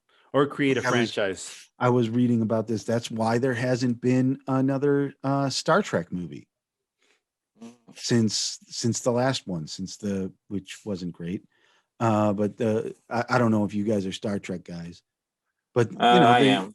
The J.J. Abrams Star Trek movies have been pretty good. Yeah, I mean they played this alternate timeline jazz and created a whole split off of the Star Trek universe so that they could have more creative freedom. But those movies are good. Yeah. They haven't made, and the last one was extremely successful. It made a lot of money. And they haven't made another one in what, 5 or 6 years now. Yeah, they've been concentrating on series. Because, well, it's not just that. It's because, well, they don't think the movie will gross more than like $300 or $400 million. And without being able to gross $300 or $400 million, you can't make a big budget movie anymore. They're not going to get, the studio's not going to get behind it unless you're going to have the next Infinity War on your hands or the next, as opposed to the 5th movie in a franchise. So then where do movies go? Where do movie makers go? Like what happens to them? Like, I mean, they end up with working with Netflix or HBO or Disney or whatnot and trying to make the best movie that they can, I guess. I don't know, but the major studios are just, they're not going to get behind a movie. I've read this multiple times where this sentiment, I don't know how true it is. It's just, you read Chris Pine in an interview or, God, why can't I remember his name? The guy plays Scotty. I know who you're talking The guy about. from Shaun of the Dead, you mean? Yeah, the guy from Shaun of the Dead. Anyway, yeah. Whatever. They all kind of echo the same sentiment, is the studio won't get behind it because at their biggest estimate, they see it making like $600 million, and that's not enough. That's not enough of a profit. And that's so fucking ridiculous. And it's crazy that that's not enough of a profit. It's insane. Like how much would it cost to even make that type of movie? Like maybe the movie costs $150 million. So and they're not happy with 600. And they're not happy with 600 anymore. Greedy bastards. Like that's crazy. It's crazy town because they've gotten full on the appetite of, well, we can spend $200 million or $300 million and make an Avengers movie, and it's going to gross $1 billion every time. That's the crazy thing is that that's the new goal. It's $1 billion. And so the new goal is insane amount of margin. The new goal isn't we can make money. The new goal is we can make so much money that none of us ever have to work again, but we're going to keep working. We're going to keep making $1 billion a year, $1 billion movies because we just love money that much. That's so fucking crazy. It's crazy. I mean, good for them, right? But then what is it doing to the fucking movie industry?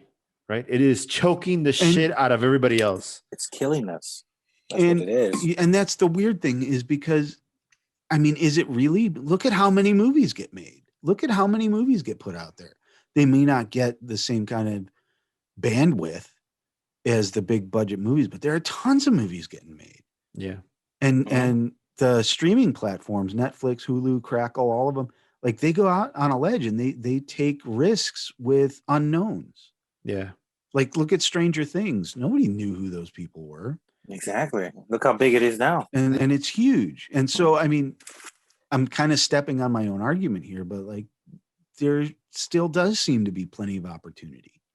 It's just different kinds of opportunity. Right. That being said, I mean, I would love to see another Star Trek movie, but unless it can be a huge blockbuster success, it probably isn't going to happen. That's true. I'll be honest. And that's the problem is the redefinition of what blockbuster success means. Blockbuster success used to mean they doubled their budget, right? Blockbuster success used to mean they spent $25 million to make a movie and they make $50 million in box office receipts. That used to be how you define a blockbuster success. Now a blockbuster success is we made so much exponentially more than our budget that nobody who's involved with this film could ever conceive of how they're ever going to spend the money that they've made off of it. That's how they define a blockbuster. So, one of the, just one of the things about them that you bring up is that okay? So now these smaller movies have to go to Netflix. I'd much rather watch a movie at home anyway. Depends on the movie, man. Like if it's like when I watched Logan, and I have a big TV. I have like a 70-inch TV, Mm-hmm. Oh wow, little home theater room that I built for myself. Little man cave. Oh, yeah, little man cave. And I watched Logan on that, and I was like so pissed off. Even with that, I was like, I should have seen this in the theater. Like if I hadn't gone to see Rise of Skywalker in the theater, and I watched that at home, even on the big TV, I'd have been like, oh man, I missed out. Because you want to see this stuff like 3 stories tall. Oh, exactly. You know what I mean? You want to be surrounded by the sound and the THX, rumbling and all that, Right. Like, you're right about that. There is a difference between watching a movie at home and watching it in a theater. In a theater, you get the rumbling, you get the reaction of the crowd. Yeah. That excites you as well. Yeah. And like me and my girlfriend, when we first started dating, we went to movies like maybe once every 2 weeks. And she had a real good, she enjoyed herself because she doesn't like going to movies. She'd rather just stay home and watch movies on Netflix, but she likes to go out. But the thing is that movies, she doesn't like. So for my Christmas gift, we went to go see the last Skywalker movie, right? And she actually enjoyed it. She's like, "Who's this guy? Hey, I never seen. No, I like this. Oh man, this is a good ass scene." Now she likes going to the movies. We went to go see the last Rambo movie. Oh, you saw last Rambo, huh? Oh my god, I loved it. He's fighting the cartel. It's crazy. Oh. Hey, there's nobody else for him to fight, So she liked that movie too. She's a big Sly fan. And so am I. I like the Rambo movies. Like you said, I'm a fan. And then some of the last 2 movies were just plain idiocies. I hated it. But they were good. They were good for me. It's like I had to go watch it. Yeah. And there was no other place for me to watch it but at the theater. People's reactions, the way people think, And we went to go see one of her movies, which shocked me. We went to go see the last Terminator movie. Okay. Yeah. Okay. And I said, you want to see the Terminator? And she goes, yeah, I want to see it. I want to see it in the theater. And okay, let's go. Let's go check it out. And she loved it. She's like, I like the effects. She goes, if we ever move in together, our money's going to a big ass theater in the house. I'm like, nice. I was like, let's get married now. Let's get it over with, She's a keeper. Yeah, she's a keeper. So, but like, yeah, there is a difference because I watched when I found out that Star Wars, the last one, was coming out on Disney. My girlfriend and we decided we're gonna watch it at my place. I have a big TV. We'll watch it, make a day out of it. She's done like I was like, I was not happy. I was like, this is not the same. It's not the same. It's not the same. And like I've got my big theater room with the loud audio, the surround sound set right, and the subwoofers, and I can have it rattle my ass if I want it to, and it's still not the same thing. I am a big fan and always have been. It's like always been my big hobby is I like going to the movies. I like going to the theater, sitting in the theater seats, getting myself some popcorn and just being absorbed in that, There's something about it. There are intangibles to it. That's how I like to see movies. Mm-hmm. You know what? Go ahead, bro. I'm sorry. One of the theaters I enjoy. I mean, I still, after all the love that you guys and after me actually going to film school and all that stuff, I still would like to be at home and watch a movie that way. But I will say that some of my favorite memories are being at movie theaters. Yeah. And like I saw. You ever drink chicken juice in a movie theater?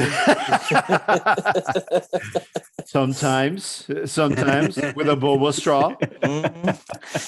Yeah, sneak it in under the jacket. Yeah. Yes, I snuck it in. But like I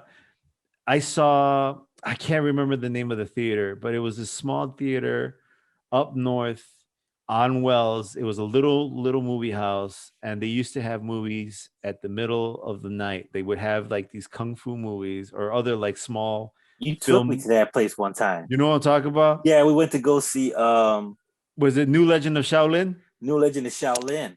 We saw New Legend of Shaolin at this fucking movie house over on Wells on the north side. I think it's Wells and North. It used to be. I can't remember the name of the fucking place, but I don't know if it's still there. But anyway, like, and I used to go there because that's what they would play. Like sometimes they would play kung fu movies, sometimes they play like other little artsy movies and stuff. And I would go because that would be the only place you could find some of these movies, right? So I would go there, and that place was not that great. Like you would walk in, your shoes, you would lose a shoe because you would step on the floor and it like your shoe would stick to the floor and you keep on walking. It was grungy. It was kind of a grungy. grungy theater. It was grungy. And but like they had all was the that movies. Piper's Alley? Yes, it was Piper. Yeah. No, was it Piper's Alley? No, it wasn't Piper's Alley. I think it's Piper's Alley. I don't know, because that's right there. That's right at Wells and North. I don't think it's Piper's Alley because Piper's Alley is now a nice theater. It doesn't mean it was back then. That is true. I don't think this place was like a fuck. I can't remember. Because and you got like the Music Box, which is up on Southport. Yeah. And the Biograph. I don't remember where the Biograph is. I used to go to the Music Box all the time, and that place is, I mean, it's old fashioned. I've been there too. That place is awesome. That place is awesome. But I loved, like, that's one of my favorite memories is going to watch New Legend of Shaolin with you. Because I remember like, oh, look, they got this kung fu movie here, bro. We're going to watch this fucking movie. And then, but my favorite movie theaters to go to are those fancy ones, like the Epic Theaters or whatever, or the Epoch, or what do they call them? iPick movies. And they have the super dope loungy chairs. Like, are they the places where it's like they got a little button you can tap and they'll bring you a beer, you know? Yes. Yeah. Oh, I love those places. Yeah. I dig that. I dig that. But I'm kind of a purist. Like, I do like the big comfy, the new modern cinemas, but I like finding an older, just regular old movie theater seats, sticky floor. I get a kick out of that stuff. I would love to one day make a shitty movie, like a B level movie. Okay. Make my own version of like Dynamite, or what was it? What's the name of that one movie? Where it was like a kung fu martial arts movie, but it was like Black Dynamite. Black Dynamite, yes. Oh, that God. movie is phenomenal. I love that fucking. I love that movie. that one scene towards the end where he busts into the room and the bad guy's looking at him and the boomerang hits the bad guy and he's like, I threw that shit before I came in the room, motherfucker. It fucking kills me. Well, there's that scene where he's like monologuing, right? Mhm. He's monologuing and the fucking the mic comes down, the boom mic comes down, and he like pushes it out of the way and it keeps coming back into the frame. Mm-hmm. That movie is all kinds of awesome. Yeah. I love that whole movie. That movie is awesome. I want to make a movie that's just as bad, But yeah, that's bad, like with intent. Yeah, with intent, and maybe not. Maybe I fucked up too. Who knows? But I'm gonna leave it in. Just like I do the podcast. The same way I do the podcast, I'm gonna do the movie. Oh god. And that's what I would love to. And I would go. I would like to have it at the Bruin View. You ever been to the Bruin View? Oh yeah, I didn't know that place was still around. I thought it was closed. Oh, I don't know if it's still around, but if it's not open, I make my own Bruin View and have it at that place and have the people throw fucking beer. Would it be like a kung fu movie type thing? I don't know what I do. Maybe I go with my kung fu musical. Shit. Oh shit! I can think. I already know the name for it already. Yeah. Starring Dan, not my cousin Dan. It's gonna be called Latin Fury. Latin. Yes, we can do. We'll do some brown face. Not my cousin Dan can be Mexican. No, yeah, that ain't gonna happen.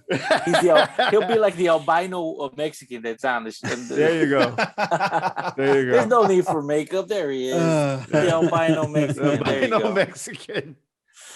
He's like, he'll be like what you said. It'll be a kung fu musical. A kung fu musical. There you go. Make my kung fu musical starring Mike. Be Latin Fury. That's his name. Latin Fury. That would be Fury. Kung fu. Oh, kung fu. The kung fu musical nobody wanted.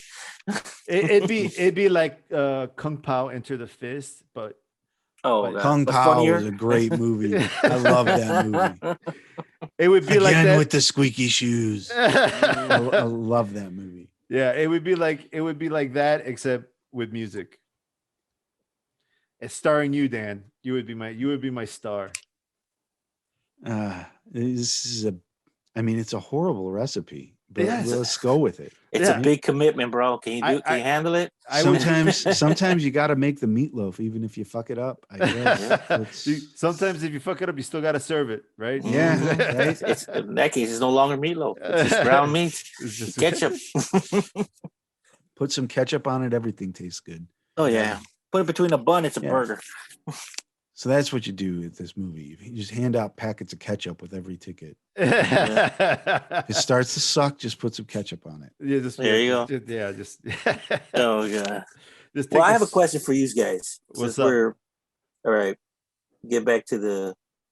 I'm having a kick over here, but I have a question for you guys. Okay, like for me, when I first started going into comic books, I was a little guy, And the thing is that there's always that one comic that started it all.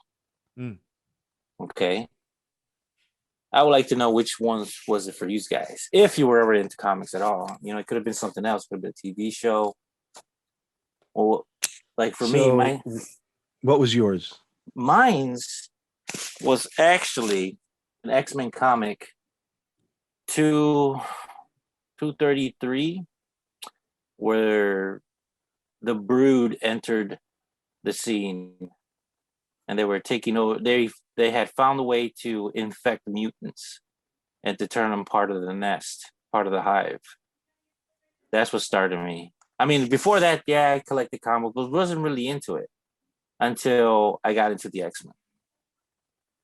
And that was one of my favorite all-time comics right there. I still read I actually paid to get the whole series on my tablet.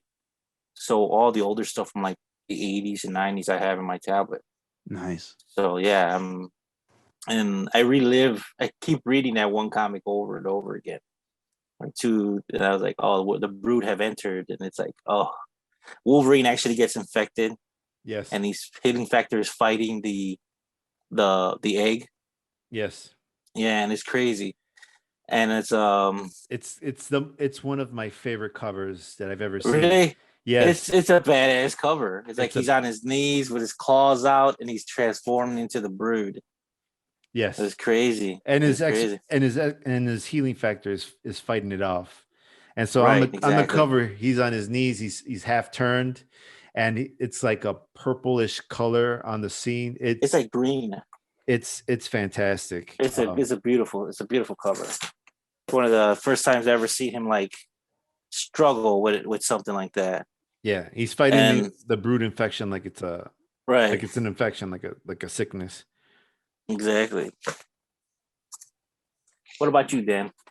So I had a friend when I was in like 7th grade who was big into the X-Men. Right. And I had no idea about any of it. Didn't know anything at all.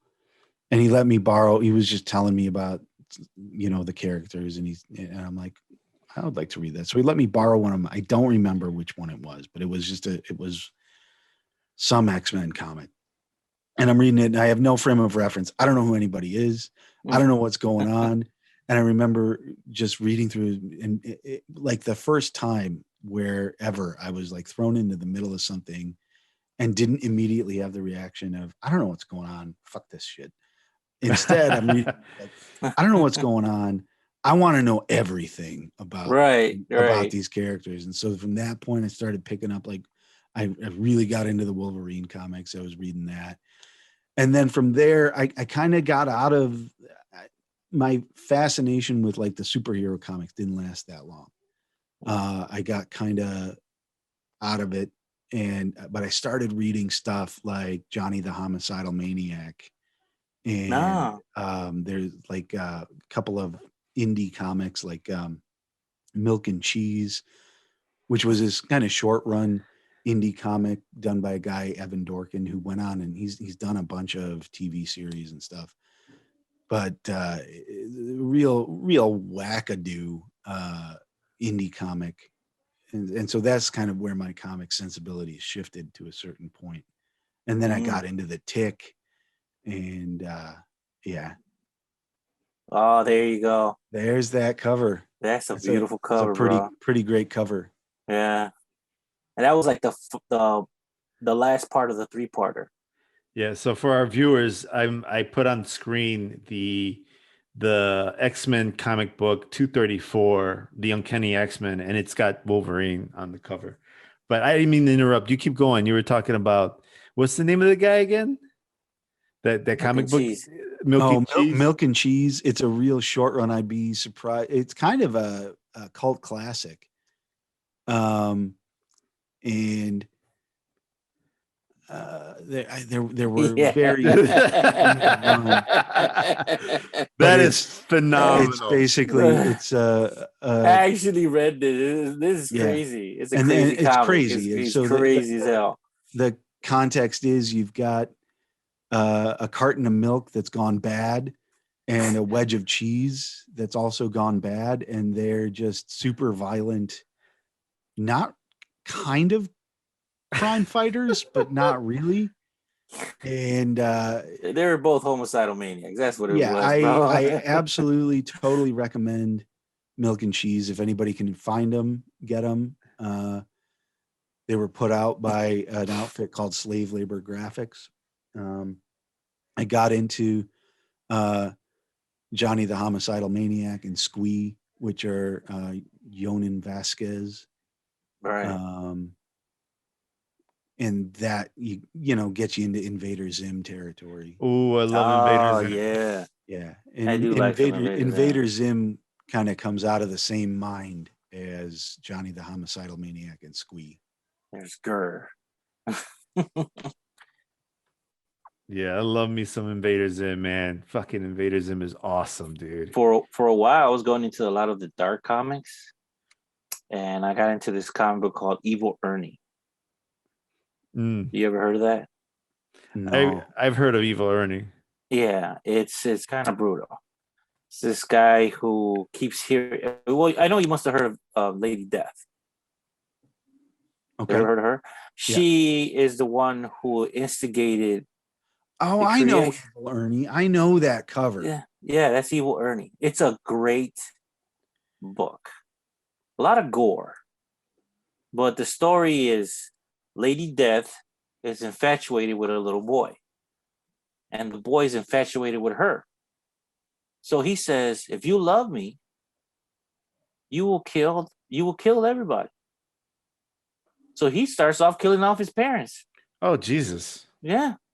And every time he escapes from the asylum, he kills somebody. And he has this image of Lady Death in his head that she just keeps asking me, if you love me, you're going to kill these people for me.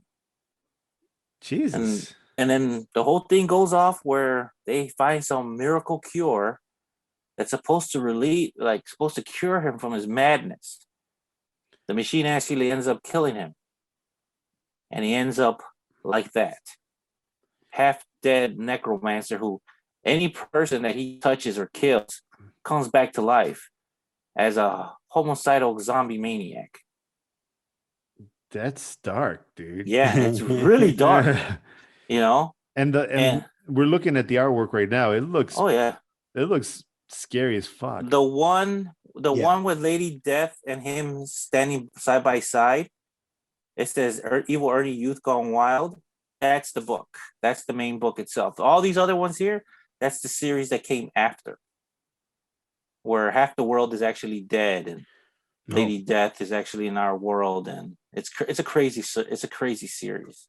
But it's one of those, like, for a while I got sick of Marvel and DC. At the same time, there were other companies spreading out, like Image, Impact Comics, Malibu. They came out with a series, and I said, you know what? I'm sick of these superhero garbage. I want something exciting. And a buddy of mine told me, try this one.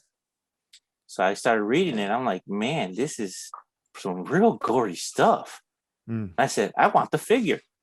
Give me the figure. I actually found the figure for it, for Evil Ernie, Lady Death, and it's crazy. It's a crazy book. Well, you can only take so much of the superhero stuff. Yeah. You know, at a certain point, you just gotta. Again, you just it turns into the same stories being told from a slightly different perspective, you know, and it just gets tiresome after a while. So you got to go and find your Evil Ernie or your Tick. I love Exactly. What about you, Cuz? What was the comic book for you? Man, there's a couple of them that kind of did it for me, that hooked me. Like, I always kind of looked at comics and stuff.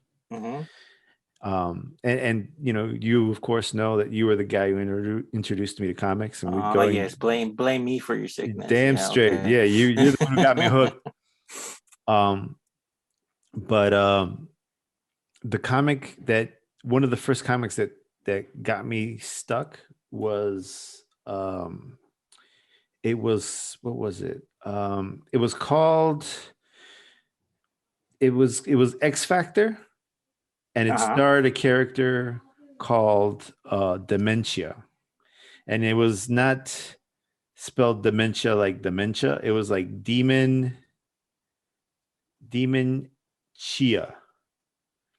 And she had the power to kind of make people nutty. And, you know, honestly, a bad take on on what dementia actually is. It's kind of like, looking back, it's probably pretty insensitive, but I was a kid, so I didn't know any better. But she did something to Beast, and I remember that comic.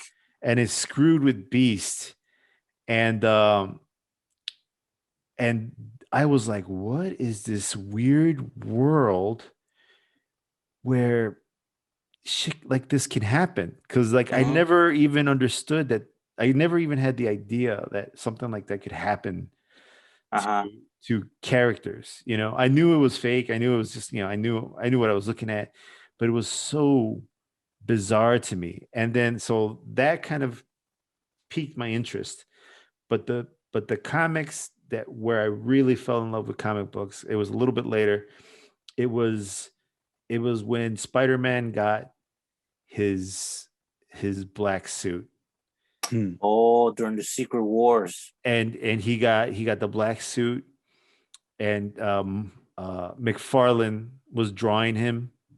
And he looked cool as fuck to me, bro. I thought I thought it was so cool. And so that got me hooked. And then once Venom came onto the scene, I was done. That was it. I was stuck. I love comic books ever since then.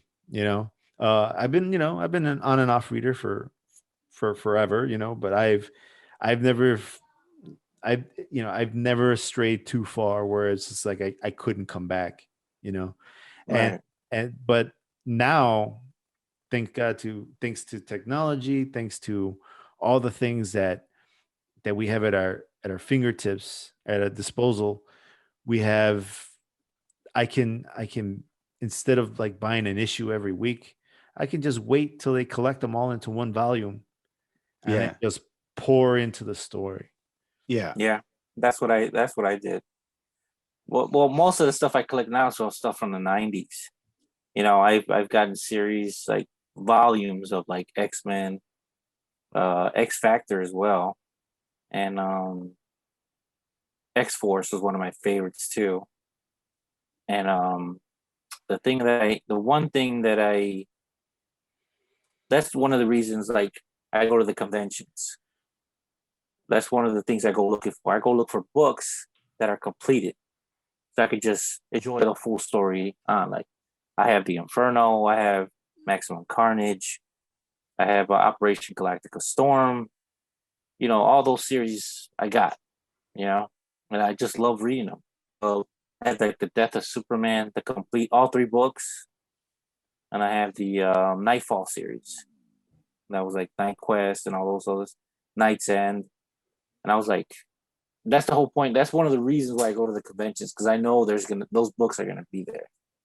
I wanted to get back into comics and I decided to get into the dark metal. I don't know if you guys know about that. Are you talking about the thing with the Jokers and the superheroes in the DC universe? Well, what it is that dark metal explores like dark versions of other dimensions, other realities where the superhero is actually a main villain. Mm-hmm. And the main villain in this series is a cool character, and it happens to be Bruce Wayne. And he is known as the Bat that laughs. Yes. So yeah, I know what you're talking about. Right. So I got to the series. I got like all the 3 hardcover books, and I'm like just waiting for a perfect time to just get into it, where I won't get disturbed and start reading them. And everyone's like, one of my boys is like, "Have you started reading it yet?" I'm like, "No." Like, why not? It's like I want to read them all 3 at one time and not get bothered. Mm-hmm.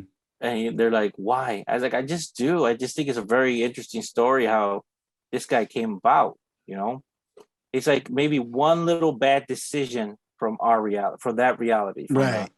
And it was like he got infected with the lunacy virus, the Joker virus. Mm. So he killed Batman, but he killed the Joker. But he little by little he started going crazy. Like he thought everything that everybody was doing was meant to be executed. They have to be executed. They cross jaywalk, gotta kill him. You know, and then all the other stuff he turned the Robins, all 3 of his Robins, he turned them into watchdogs, like little goblins on collars. It's crazy. It's a good. I want to get into the story. I just don't. I'm just waiting for a good opportunity to read it all. You know. Mm. Yeah. Yeah. I haven't. The last thing we read was the X-23 book. So like I read it to the kids, and they wanted to read like a Wolverine story that wasn't Wolverine, and this is what kind of led me into the path of watching all the Wolverine centric movies. Right. So I went and read X-23 Volume 1. I forgot what was the name of the actual story when it was released, but it was the introduction. It was the origin story of X-23, which is the clone of Wolverine that's a female. Right. So basically his daughter, right? Right. So I read this story not knowing the origin, but I should have fucking known better. Because Wolverine is a dark character, right? Right. Mm-hmm. And the story for this little girl is so sad. It is a brutal story. Yeah. I think that's one of the things that I've always loved about Wolverine is he's a hero by like a thread. You know, Yes. like he's not particularly heroic, you know? He's just a little bit of a hero. He's like he's a hero because he doesn't know what else to do. Basically. True. Yeah. He's gone on his little rampages as well. So yeah. So now that we have this introduction to the kids of who X-23 is, which I wish I would have known better, I wouldn't have read the story to them because it was really dark and really sad. They seem okay. So, but at the end of the book, at the end of the volume 1, my daughter's like, "That is so sad." And that hearing her say it like that, was like, it broke my heart. And I was like, man, I should never fucking read this thing. But now at least I can brace them for Logan. So I'm gonna show them, like I said, X3. Then we're gonna do Days of Future Past, and we're gonna top that off with Logan, and that should bring it all together for them. Oh, yeah, I think that should bring it all together. I agree with you with that. That Logan, there's one scene I really do love is when they send the two guys in to get her, and she's eating her cereal like nothing.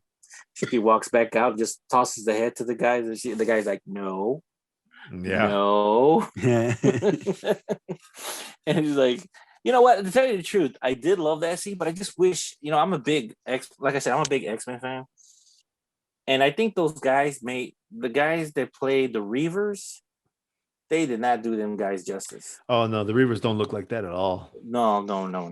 I mean, there's Pretty Boy, there's Skull Crusher, there's Lady Deathstrike. There's that dude Pierce. What's the name of the guy with the tank legs? Bone Crusher. Okay. Yeah, Bone Crusher. I wish they would have brought, at least named somebody. Skullcracker would have been great. Some guy with a face mask with a skull. That would have been great if they would have put somebody in it. The only person they actually did guy was Pierce. And that was the guy I was saying no.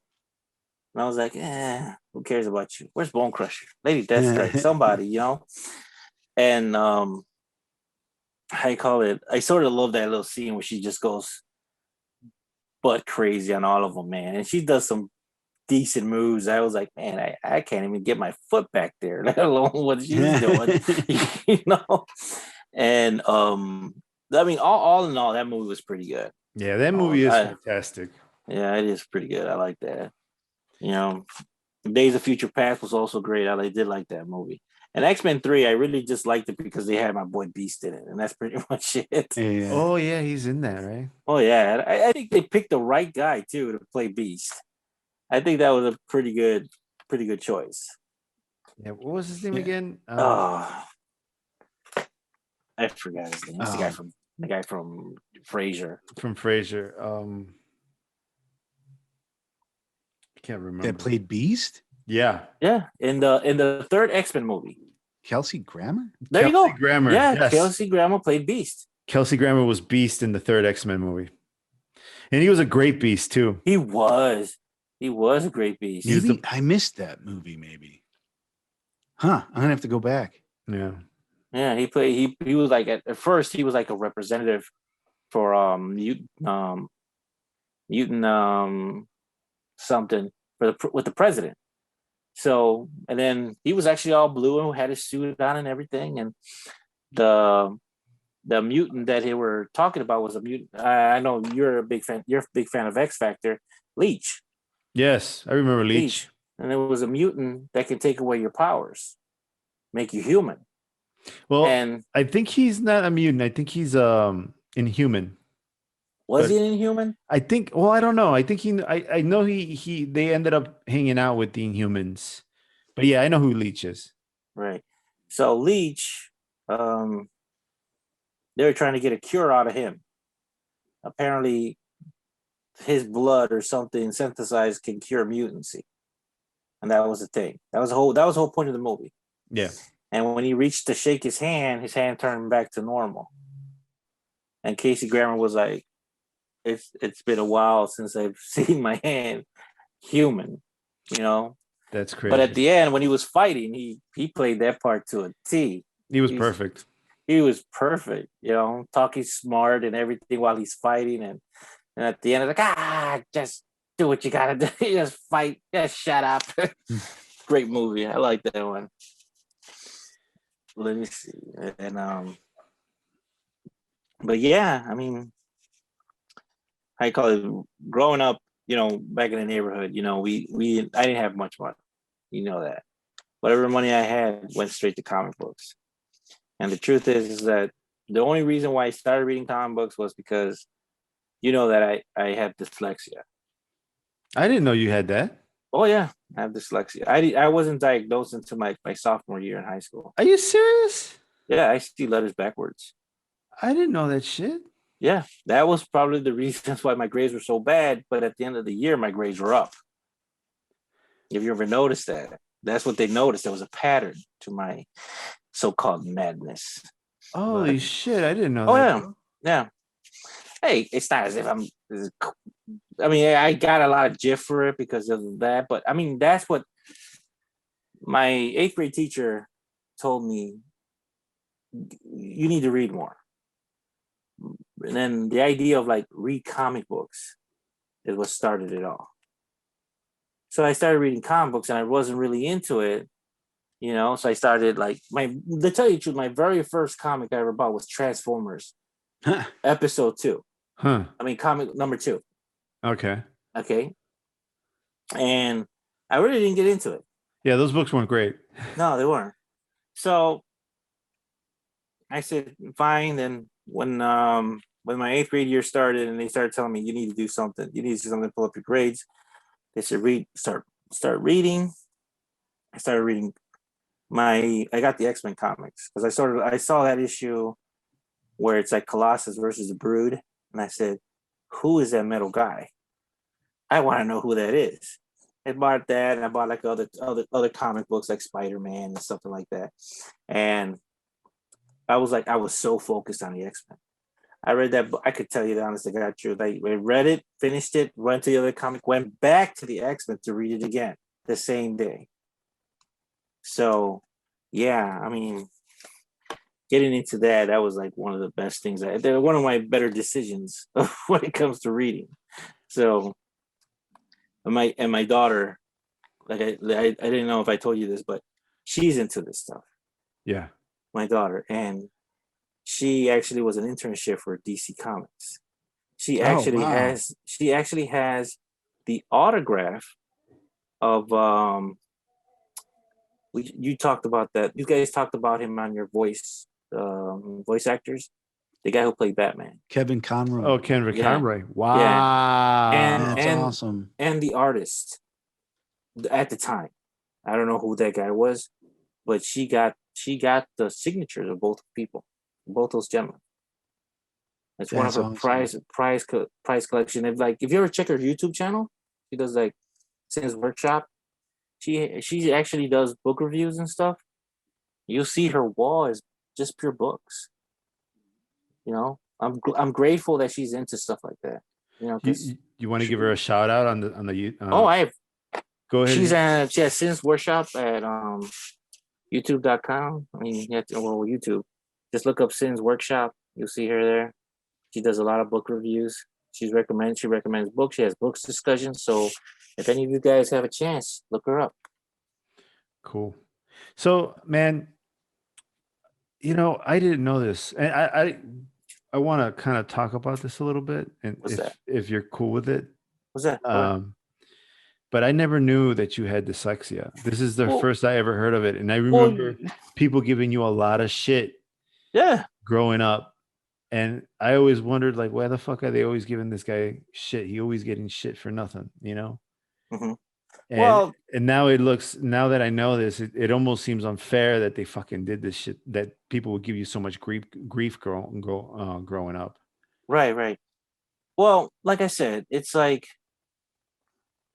I call it, I grew up, like I said, I was dealing with it, and it's SYN. And SYN. Yeah. Percent. Or I'm looking at CYN, my fault. CYN. CYN? Yeah, CYN. And what happened was, yes, you know, since I was 7, I was wearing glasses. You know, and we all thought it was all because how you call it? I was standing the TV, remember the TV was on top of the refrigerator. Remember that? Yeah, I remember that. I remember that. We would watch Transor Z on the TV in Spanish. And what I would do on a Sunday night, and I don't know if anybody else did this, but I did it all the time. Sunday night, when my mom was asleep, I'd say, "Hey, can I stay up to watch TV?" They said yes. I would stand on a chair to watch TV that close. Huh. Okay, and I would watch Doctor Who, and I would pray to God my mom would never wake up to watch.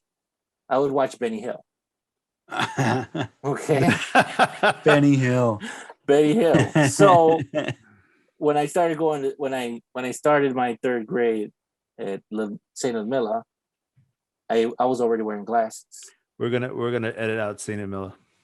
Okay. And I call it, that's when the teachers were telling me, his grades lack in the beginning, but when it's time to report cards, his grades are back to A's and B's, and that's because, like I said, I wasn't focused. And when they analyzed it at all places at my high school, and they were like, "Hey, we want you to take a test." And I go, "Why? Why do you want to give me a test for?" And they says, "Well, we're noticing something about your grades." And they found out I had it. At first my mom thought, he's just being lazy. Yeah. But it was, once they found out what it is, they told me I needed to focus more. And I started reading. Well, in 8th grade I started reading, and I just continued reading more and more and more. And when I was with my daughter's mother, we were into comic books. We collected all the Maximum Carnages. We collected we connected all the others. We started collecting all the other comic books, The Death, Maximum Carnage, Nightfall. All that stuff was around the time she was born. So yes, like, I was grateful that when we started talking again, that she got into it. And when she told me about going to DC Comics as an internship, I was like, Jesus, wow, that is crazy. At the time, she's a big fan of Batman Beyond. She loves Batman Beyond. I love Batman Beyond. That's a good show. That's a good show. So I call it. She does a book review like every week. So yeah, we're looking at her YouTube now. She's at Sin's Workshop, Sin CYN 'S Workshop on YouTube. You can find her there. I'll make sure to put I'll make sure to put a link in the description for her. Cool. Since we're giving her a shout out. All right, man. Well, I don't mean to cut you short, but we're getting late here. Oh yeah. You guys want to say anything else as we retreat here? I'm straight. Oh man, no. You just you can skip most of the Wolverine movies except Logan. And stay away from chicken juice. No chicken juice. No chicken juice. No chicken juice. That's not good for you. In more ways than one. Yeah. All right, guys. Well, thanks so much for coming on, man. All right, bros. I appreciate the shout outs. Dan, it was great talking to you. I hope we can do this again, man. I think it was great. Oh yeah, it's always great, bro. Good stuff. Thanks so much. Thanks very much. Yeah. Yo. We should do a kaiju episode. I know he keeps telling me we need to do one, but I feel that if I talk to you about kaijus, I'll be like the dumb person. Yeah. No, I don't think so. You probably know more than I do. Yeah, no, he knows more than anybody I know about kaiju. Who's that? Me? Yeah, you know more than anything about kaiju. Dude, you sleep on a giant bed of kaiju movies. There's nobody who knows more about kaiju than you. Just nobody. Like, Thanks for embarrassing me, bro. All right. So, All right. thanks so much for listening to Edgar OtraVez with my cousin Primo and not my cousin Dan. We'll catch you next time. All right, guys. Take it easy. Appreciate the talk. Let's do it again.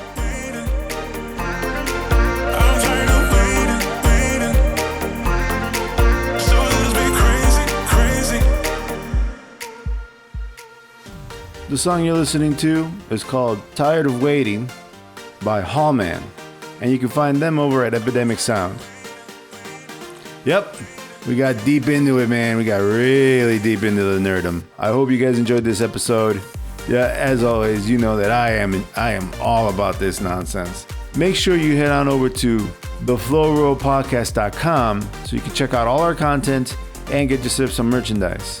Don't forget to subscribe, like, comment on wherever you listen to your podcasts. Always, you can give us a shout at The Flow Roll on Instagram. Thanks so much for listening. This is Edgar OtraVez. We'll catch you next time. Bye.